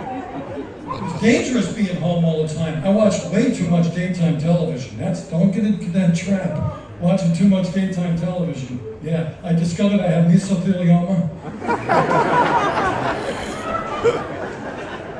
I have asbestos. I'm training to be a medical biller. I don't know how that happened. I got insurance quotes from Geico, Progressive, and Liberty. I got a splinter in my finger, and Solino and Barnes got me $37 million.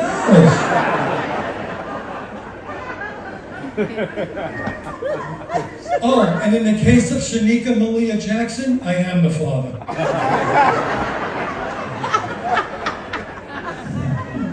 We're done? I'm married a long time. I'm doing 30. That was great. I love him. Yeah, he's funny. He's a good guy. Yes, he's a good guy. And once again, we want to mention that, whatever he said, we have no, attachment to. This is about talent. This is about comedy. It's about, people allowing to do what they want to do. You have to find humor, and I find it within myself more than anybody. I laugh at things. I'll never forget. I was going through the late, my mother lived in a building in the 42nd Street in Manhattan, and I was pulling into her driveway. I had Michelle, my friend, next to me, my daughter in the back, and someone else, I forget what. And I ran in, Jim and Ginny, and I hit my mirror, and I just said, "Oh, okay, that ain't." And I just kept going, and like that didn't even faze you, I'm like, you just got to go with it, you can't. What was I gonna do? Get out and get mad at myself? Oh, I broke my mirror, I'm like, no, I'm just gonna laugh, it's just. So I laugh at myself more than anybody. They're like, "Oh my God, she's crazy." So, Ginny, do a little plug, and then I want to play Patty Foster's really important video. I'm so glad that you were able to upload that last minute, Jim, because it really is a powerful video. Go ahead, Ginny, do a little telethon donation plug. Yeah, hi, 8th annual Language of Love telethon.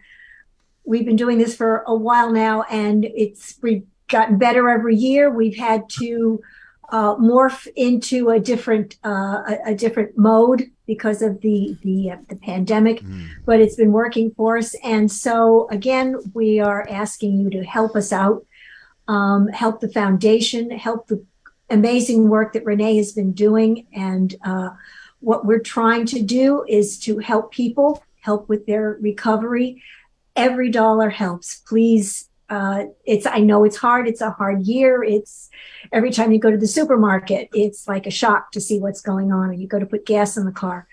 But, just a little bit, a couple of dollars, and it will help. It'll go a long way. You're going to help someone. It could be your family. It could be yourself. It could be a neighbor, a friend who may need that therapy somewhere down the line. And hopefully we could be there to assist with them.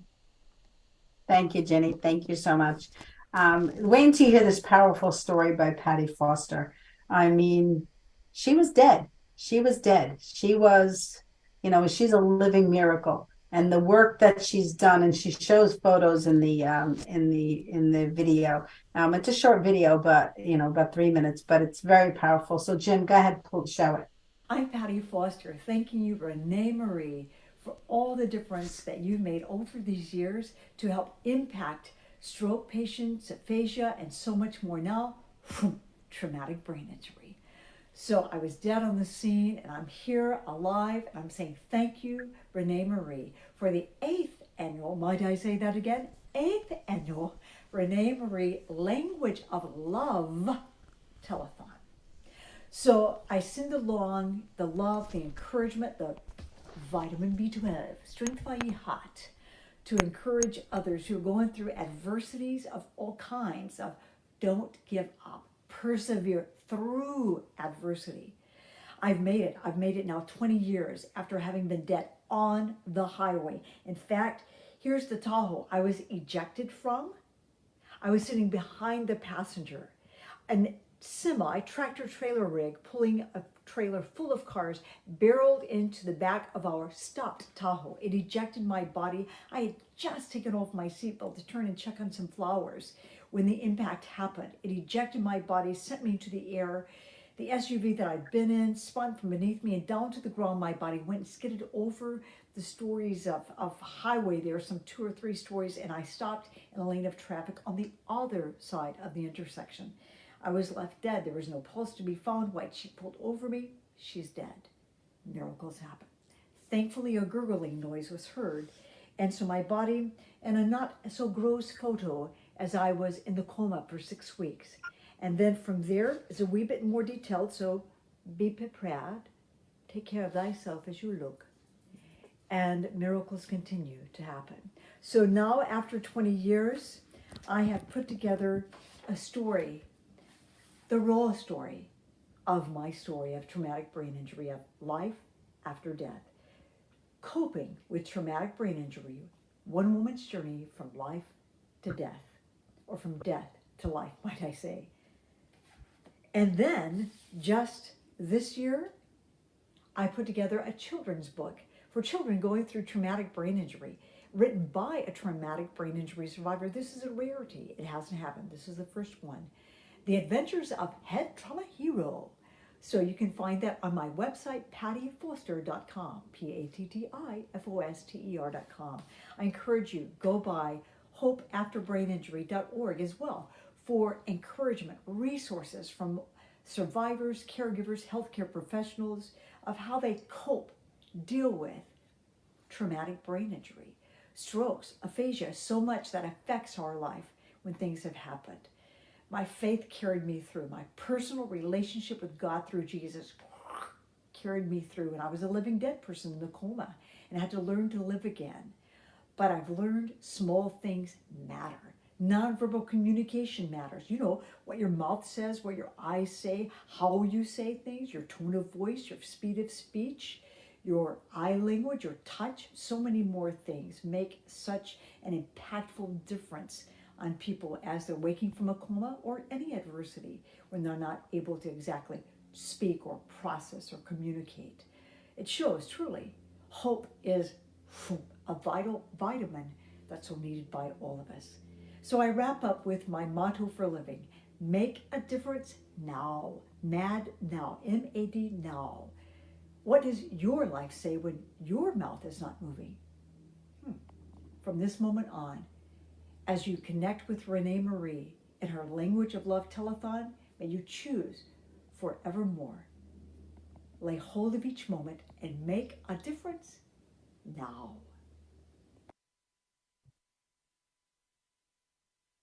Powerful, right? Very powerful. Very powerful. And the reason that we got into, oh, you ready, Jim? Yep. The reason that we got into talking about brain injuries, because we've had many people on our show that suffer from aphasia. Hi, Herb. Hey, Herb. Hi, you're on mute. Okay, there we go. How you doing? I'm good. How are you? Welcome. I'm pretty good. Good.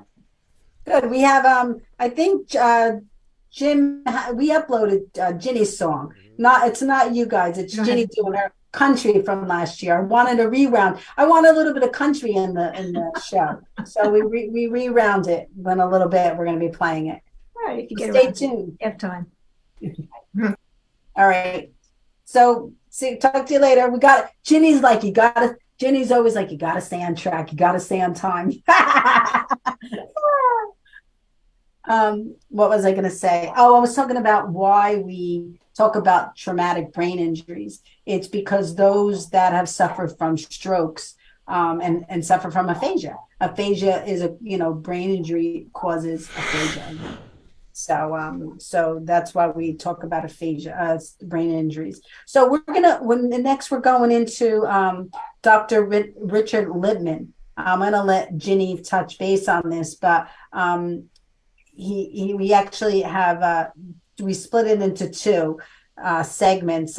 Show the first one, Jim, number 17, and Ginny will introduce them. She introduces them in the video anyway. And he is another, like I said before, there's so many wonderful doctors out there. And it's a different view on things and a different perspective. And we love both of them. We love Dr. Beculus and we love Dr. Littman, and we're really honored and privileged that they both look at us and to come on our show. That's pretty impressive that the prestigious doctors that they take the time out for us, So Ginny, talk to Dr. Littman a little bit. Dr. Libman, and I don't have the sheet with his impressive titles, but I know he's the chief. It'll say it in there. But he is a brilliant man. He's a very good speaker. He's a professor of neurology at Zucker. I know it will be in the introduction. Yeah. One of the things was interesting that Jason much earlier was talking about the fact that they went in with a claw and dragged out those big clots, and that was, I don't know if that's on any of the videos you kept, but Dr. Libman was talking about that too, and how the ability to get those big clots out, you might lose this much brain, but this gray area that you can save that is still, it's a little starved for the oxygen in the blood, but once they get that clot out, now you've saved this much and you've only lost this much instead of losing this much. So the new technology is amazing. And Dr. Libman is a neurologist. He's my neurologist, Good Truth in Advertising. And he's been back with us a number of times to speak about all of the new things that are on the horizon and the things that are coming down the pike and the things that are now actually in use. So why don't we run the video on that? Go ahead, Jim. Hi, I'd like to introduce Dr. Richard Libman, who has been with us a number of times. He always brings us very valuable information and what's new on the horizon for strokes. I would like to tell you a little bit about who he is. He is the Vice Chair of Neurology at LIJ Medical Center. He is the Chief of Vascular Neurology and Professor of Neurology at the Zucker School of Medicine at Hofstra Northwell. So good afternoon, Dr. Libman. I understand that you've got some new information about a new version of the TPA clotbuster drug that is very exciting and coming into a lot better usage these days. So go take it away. And thank you very much, Ginny, and hello to everyone. And I hope everyone's doing well. And you are absolutely right. We've had TPA now since 1996 as the first proven effective treatment for stroke, as you know. And exactly as you said, it is the so-called clot-busting drug used very early. results in better outcomes for our stroke patients. As good as TPA is, there are a few what you might call minor disadvantages. One example of that is when we give TPA, we first want to just build up a certain level in the blood. So we give TPA quickly as a little injection over about a minute or so, and you just kind of inject it in. The trouble is that the amount of time that the drug lasts in the bloodstream is relatively short. And because of that, after you give that 1 minute injection of TPA, that's not going to hang around for too long. You want it to be around for a longer time. After you give that injection, you then have to attach an IV, and you then have to give the rest of the drug over an hour. And it has to go in a special way, very accurately in terms of the dose. And that means you just don't put it through a regular IV like running through a tube. You have to attach it to an electric pump. And the pump you set to deliver the drug at a very specific rate. And then you get the IV going, and it takes another hour to get the drug into the person or into the patient with stroke. And that presents all kinds of small problems that you may not think of. It's relatively simple if you're just sitting there and you're not going anywhere.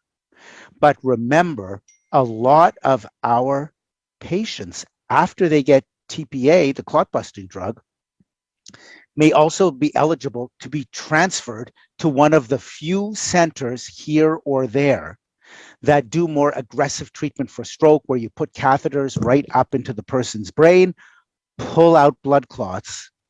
That's only done at certain selected centers, which are called comprehensive stroke centers. For example, there are a few in the Northwell system, which is a huge system, and there are a few around the state and, of course, around the country, but not many. Those specialized centers are few in number compared to all the other regular stroke centers. So I bring that up because now you've got the patient on this pump. Now they've got to be transferred into the ambulance. Sometimes the ambulance uses their own pumps.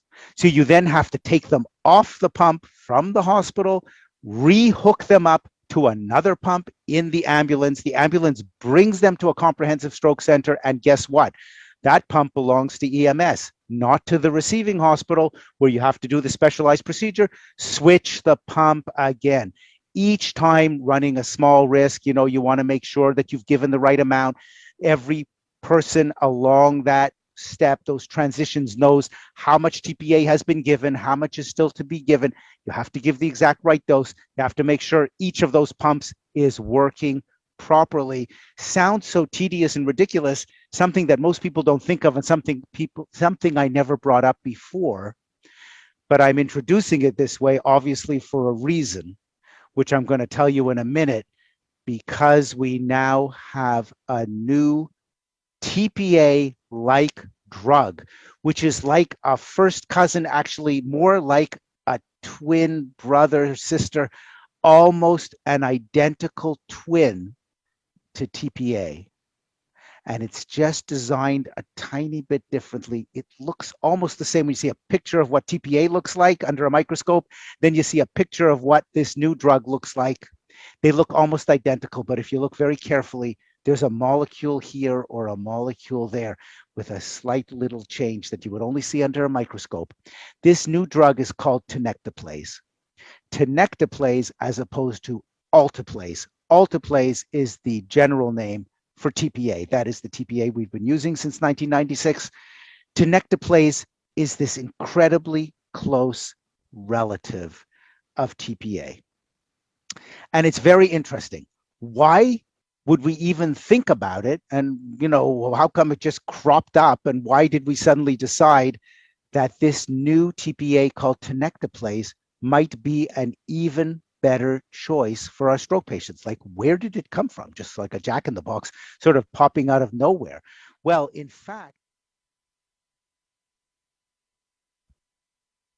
it's very interesting what he says. And what I like about Dr. Libman, and I also like it about Dr. Bekulis, is the way that they present things and they talk clear, that, you know, in our language that we can understand, because I'm a lay person as far as medicine. I don't understand the person that, you know, they talk intelligent. I don't get it in the medical world. So Dr. Libman really has a lot of information.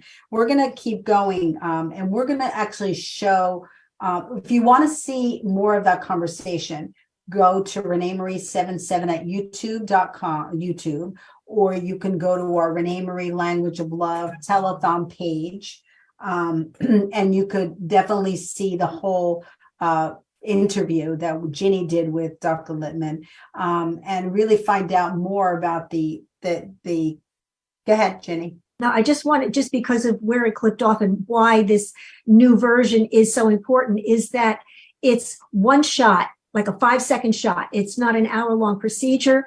It's in and it's out. It's as effective, and the cost is about 1/3 less of what the TPA is. So those are kind of, I know that people will catch up with the video, but that's like the really crucial things about this is it's one shot, done, over, and it does cost quite a bit less. So, and it is being phased in the North Wales on Long Island. I think all of the North Wales are phasing that in now. It'll be in common use in the next. Yeah, he actually said, like, India has a billion people in it. They transitioned over to this completely. They manufacture it there, and it was originally used in this country, FDA approved for heart attacks, heart conditions. Yes, so yes. it's you know, it's been around for a while. It's not a brand new drug. Yep. So there's a lot of information, and what I was going to say was, you know, we'll probably bring this up on a show as well and continue the conversation about it, because we have to keep in on the timeline. And I know Jim's body is giving out as well. I could see that he's moving around a lot, and we have to be conscious of that. So Jim, could you show Bob Barth's photos? Bob Barth is a stroke patient that was on our show. Just show 3 or 4 of them, that's all. And he shared with us some photos of how his therapy is to paint. So it's wonderful. So are they up, Jim? I don't see them. I guess I'm lagged. Okay. So this is a wonderful yellow one. It's beautiful. It's got 2 flowers, and you know, it's just very therapeutic. Any artistic or any way that can help you to recover from anything is really important. You know, you find value in it. Like Nate found the mime. Nate gravitated towards mime and dancing, and Bob gravitated towards you know, the painting, and it's very therapeutic. It's almost like the what's it called, the paint on and paint off. What's that? Or what is it called? That was the Karate Kid. That was wax on, wax off. Right. That was the Karate Kid. I was like a paint on, but it was like that. That's like a therapeutic, and that's pretty. We should really do a whole show on that, like that mindset. You know, it trains you to reprogram your brain in a different way, and I like that. I like that mind thought. You know, I think it's very important. So they're beautiful, and I want to thank Bob for sharing his photos with us. It's very important that we share them. Jim, you could, this is the song I was talking about before, What I Did for Love, that I sang at Diane's Lakeside concert. She let me and Bob do a little video shoot there. And this is a song that comes from my heart when I sing it, the way that Bob's My Way came from his heart. So go ahead. Oh, you know what? Do you have it up, or do you have Ginny's? Well, we'll do What I Did for Love. We'll do What I Did for Love, and then if you have Ginny's country song in there as well, I think we'd uploaded that. Yep. So let's do What I Did for Love first, and this is the truth. This comes from a place because we all strive to be loved, and that doesn't mean that. Yes, we want to have a personal relationship with our partner. But we all want to be loved from everybody. You know, we all try to be loved from everybody. We all want to be loved from our parents and our families and our friends. And it's hard. Love is hard. So it doesn't matter what you did for love as long as you try to love and be loved. You okay, Jim? You okay? Yep. Okay. Yep. Go ahead. Here we go.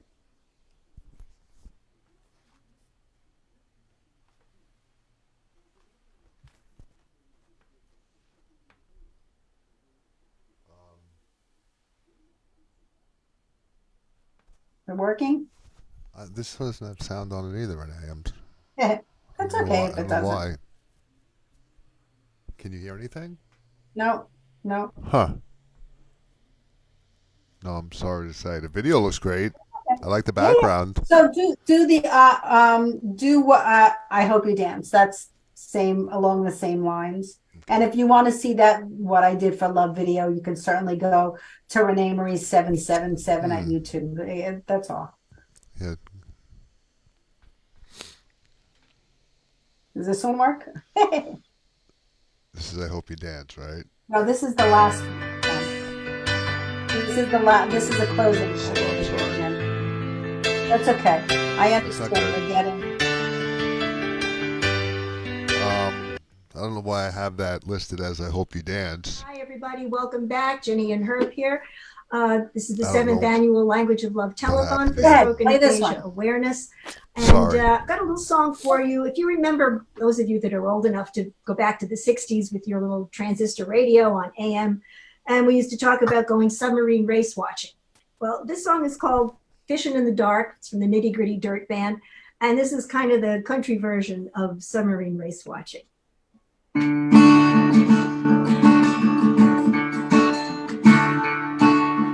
There's a yellow moon coming up tonight, shining through the trees. Crickets are singing and lightning bugs are floating on the breeze. Baby, get ready.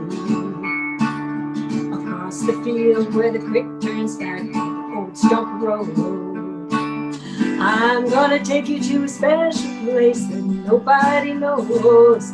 Baby, get ready. You and me going fishing in the dark, lying on our backs and counting the stars where the cool grass grows. Down by the river in the full moonlight, we'll be falling in love in the middle of the night, just moving slow. Staying the whole night through, it's so good to be with you. Spring is almost over and summer's coming, days are getting long. Waited all winter for the time to be right, just to take you along. Baby, get ready. And it don't matter if we sit forever, the fish don't bite. Jump in the river and cool ourselves from the heat of the night. Baby, get ready.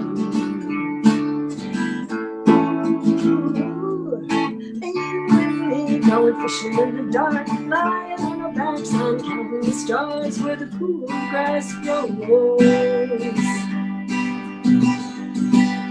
Down by the river in the full moonlight, we'll be falling in love in the middle of the night, just moving slow. Staying the whole night through, feels so good to be with you and me, going fishing in the dark. Yay! Was that it, Jenny? That's a great song. That's a fun song. It's a fun song. It's a fun song. I wanted to rewind it. So, Jim, were you able to find? I'm still working on that. If you want to just talk a second, I'll probably find it. You know what? What are you looking for? You looking for it on YouTube? The Hope You Can Dance. Yeah, on YouTube. I found it on YouTube. I found it on found YouTube. Yep. I just need a second to set it up while you guys talk. There you go. Got it.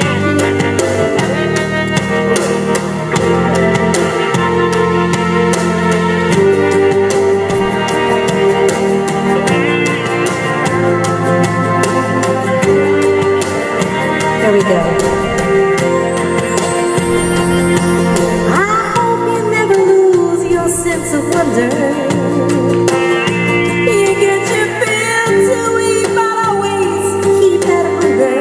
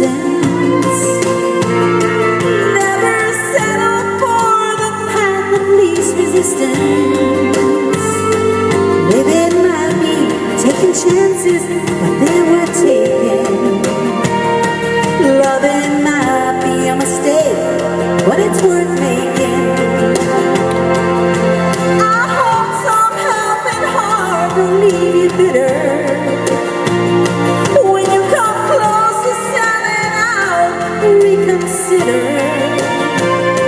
in the heavens above more than just a passing glance. And when you get the choice to sit it out or dance, I hope you dance. I hope you dance. I hope you dance.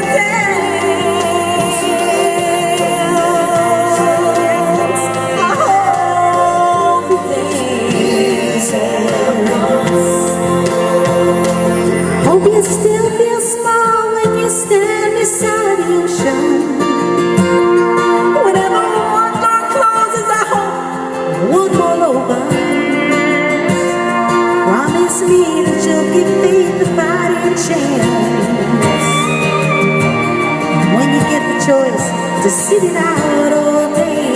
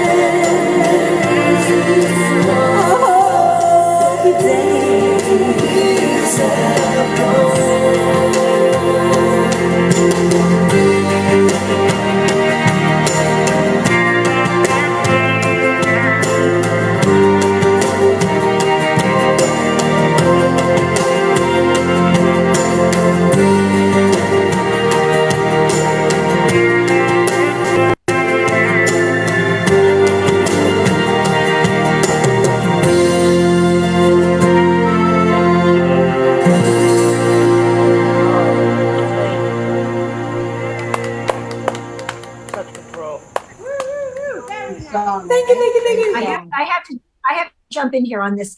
The It's queen time that to came say in goodbye after to the era appliance heartbreaks. the queen that came in that I crowned, Jane Rubenstein, she danced to this song in her pageant. That she won the pageant with this song. She was a ballroom dancer, but she did a solo, and it was just so beautiful. She painted this huge picture, and it was like a beach, but there was a silhouette of a woman in a sparkly red dress, and then she had a red dress on, so that was her dancing, and it was just a magnificent piece. So that song is close to my heart because Jane did it so beautifully. It's just, it's a song that I sing. It's very meaningful because, whenever I perform, I always do fun songs and happy songs, but then, towards the end, the message is about loving one another and just living life and really enjoying life and living to the best you can, and I Hope You Dance is really an important song for that. And I've always loved that song. I think I recorded that song. That's one of the songs I recorded. So it's a really great song. Jim, can you play Andrew's tribute? And then I just uploaded the what I Did for Love to YouTube. I just uploaded it. If you can get it, it'll be uploaded in 2 minutes. We have plenty of, we're on that's the last thing. We'll do that one. Then Andrews, or we'll do Andrews now, then What I Did for Love, then Jim will close it out and we'll do a closing video. So this was a good show, staying on track and everything for everybody. And it was good to do it with videos. And like we said, next year, we're going to try to go back to doing it live in New Jersey and Long Island. We were talking before, so stay tuned with this technology. Jim can stay home and do his technology from, for us. So do you have Andrews? Yeah, I don't know how long that is, but only play like 3 minutes of it, if that's okay.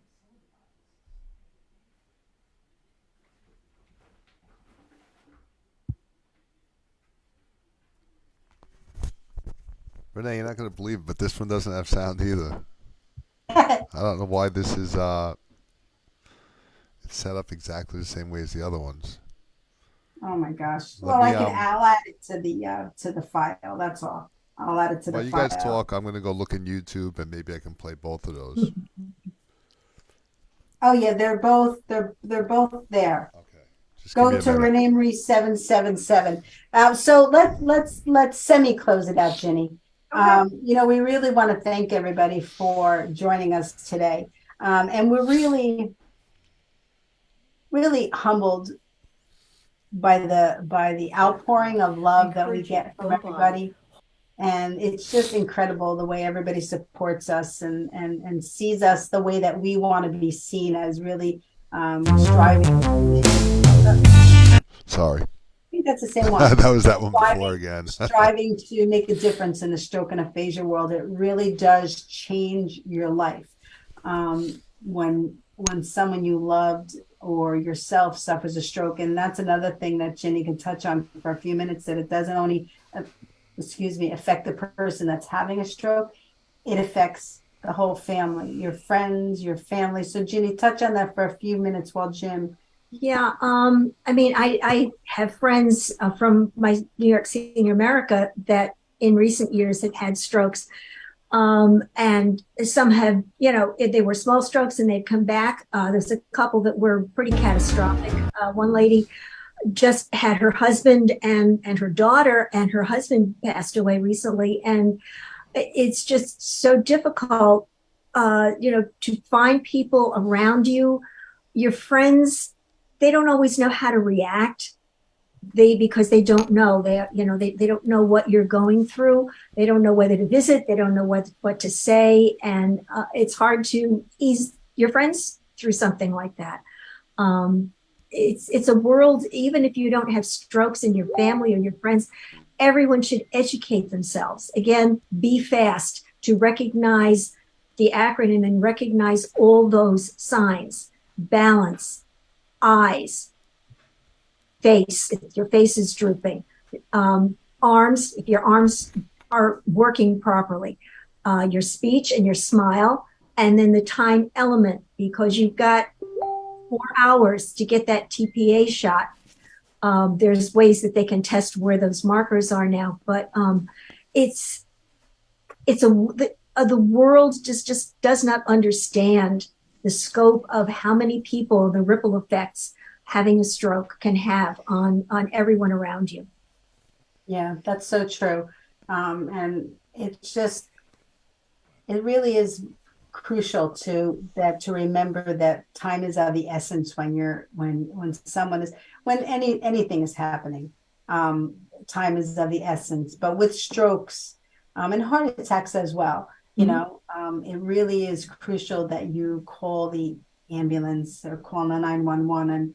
And like we said, and Jason agreed with us, you have to let them know it could be a stroke. And if you know the signs, you could just say to them, it appears some of the signs are for strokes, and they may, they'll go into stroke mode. And I know that they'll probably if they assess it, if you share that with them and they assess it, they'll pass triage when they get there, and they'll take you in for a CAT scan. And we actually spoke to Dr. Libman, a very interesting conversation, which we're going to talk on our show about, is the difference between CAT scans and MRIs when it comes to strokes, because Dr. Libman said that you could determine the time zone about a stroke a little bit better on an MRI. So it's like he described, if you go Yesterday, goodbye.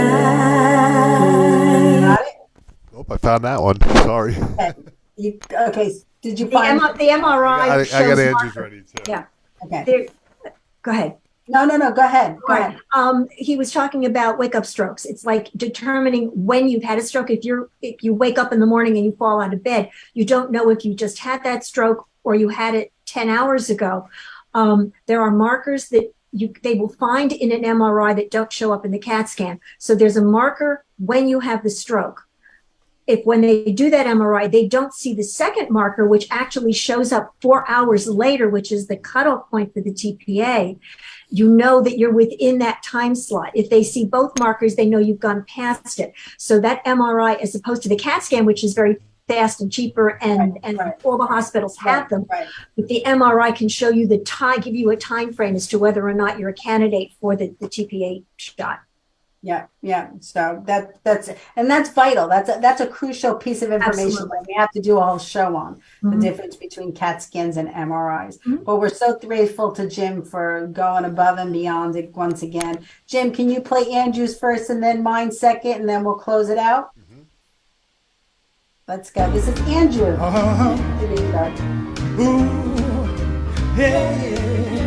I'm all shook up. So I know that we have a very special person that flew in for this. Yes, we Very, do. very special. And Yes, I we heard do. he's in the building. He's in the building. Elvis is in the building. Well, And I- bless my soul, what's wrong with me? I'm itching like a man on a frozen tree. My friends say I'm acting wild as a bug. I'm in love. I'm all shook up. Andrew G. Ratway will be performing today as Elvis. Oh my God in heaven. Elvis has come home from heaven. That's right. That's where I was born. Early Lord, one frosty morn. Look away, look away, look away. Makes you laugh. And when you smile, the world is brighter. You touch my hand and I'm a king. Your kiss to me is worth a fortune. Your love for me is everything. I guess I'll never say that she's my buttercup. I'm in love. I'm all shook up. Ooh, yeah. I guess I'll never know the reason why you love me as you do. That's the wonder of you. Bound to die.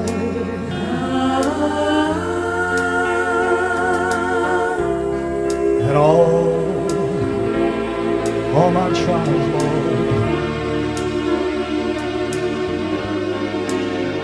will soon be over.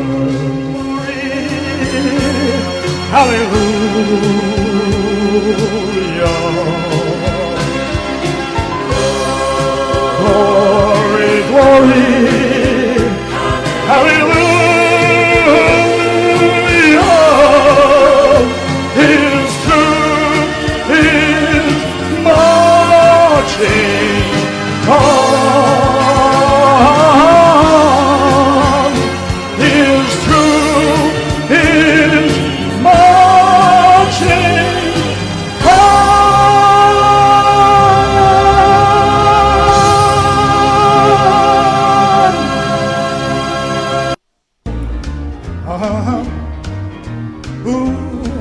End, right? That was the end, right? The sweetness and the sorrow. We did what we had to do. Let it go. And I can't regret what I did for love. What I did for love. Oh. We back? Sorry about that, Renee. That's okay. I just really wanted to listen. We're doing this live. I really wanted to say thank you to everybody. Let Ginny say her last words, blow our kisses, and then you could play the What I Did for Love. I think it's a great ending to the show, and then go right into our closing. So, Jim, I want to thank you first for really doing this, because I know how hard it is for you. Renee, I'm sorry, but that song that I was just playing, was that What I Did for Love? Yes. Okay, that's so what you I want me to did for play love. that after we talk? Yep, play that after we talk. Okay, Play it after. We want to thank you for everything. Oh, no, Once thank again, you. I want to thank Ginny for being a part of today's telethon. Thank you, Ginny.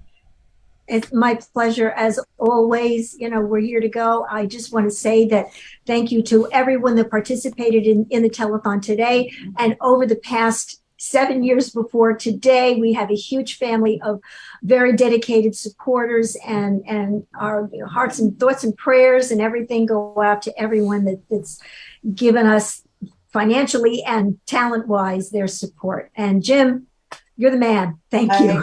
I agree. Thank you so much, Jim. And once again, we want to shout out to Judy and Diane and the entire Language of Love board and family members and Stroke of Luck team and everybody that, helps us to get to this point. We use this as our pinpoint marker. Now we're beginning to go into the next year and the next phase, and we have wonderful things coming. Looking forward to. I hope that you'll follow us. You'll go on our Stroke of Luck TV show. What did John say? The wonder of you, my friend. Thank you, John. I'm so happy you're still there. I forgot you were still there. John, do you want to say anything before we fly out? Want to say anything live? No, he must not be in an area. I'm okay. Okay, great. So to be continued. Have a blessed day. Enjoy the moments. Life is fragile. Life is a gift. That's the last line in my Stroke of Luck book. And hopefully I'll get my other books out, but I got to stay focused on what's in front of me and be able to accomplish everything. I can't get too ahead of myself. We blow our kisses. You ready, Ginny? On 3. 1, 2, 3. God bless everybody. Thank you so much for joining us today, Jen. Thank you all. Last 2 songs. Kiss today goodbye, the sweetness and the sorrow. We did what we had to do, and I can't regret what I did for love, what I did for love. My eyes are dry. The gift was ours to borrow. It's as if we always knew, and I won't regret what I did for love, what I did for love.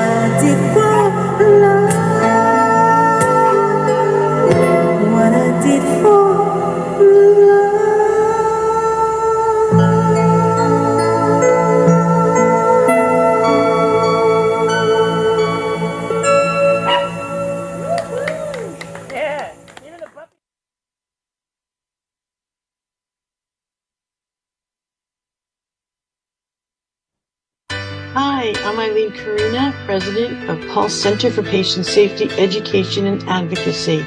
I'm so thrilled to be able to give you a couple of comments on your 8th annual Renee Marie Language of Love Telethon.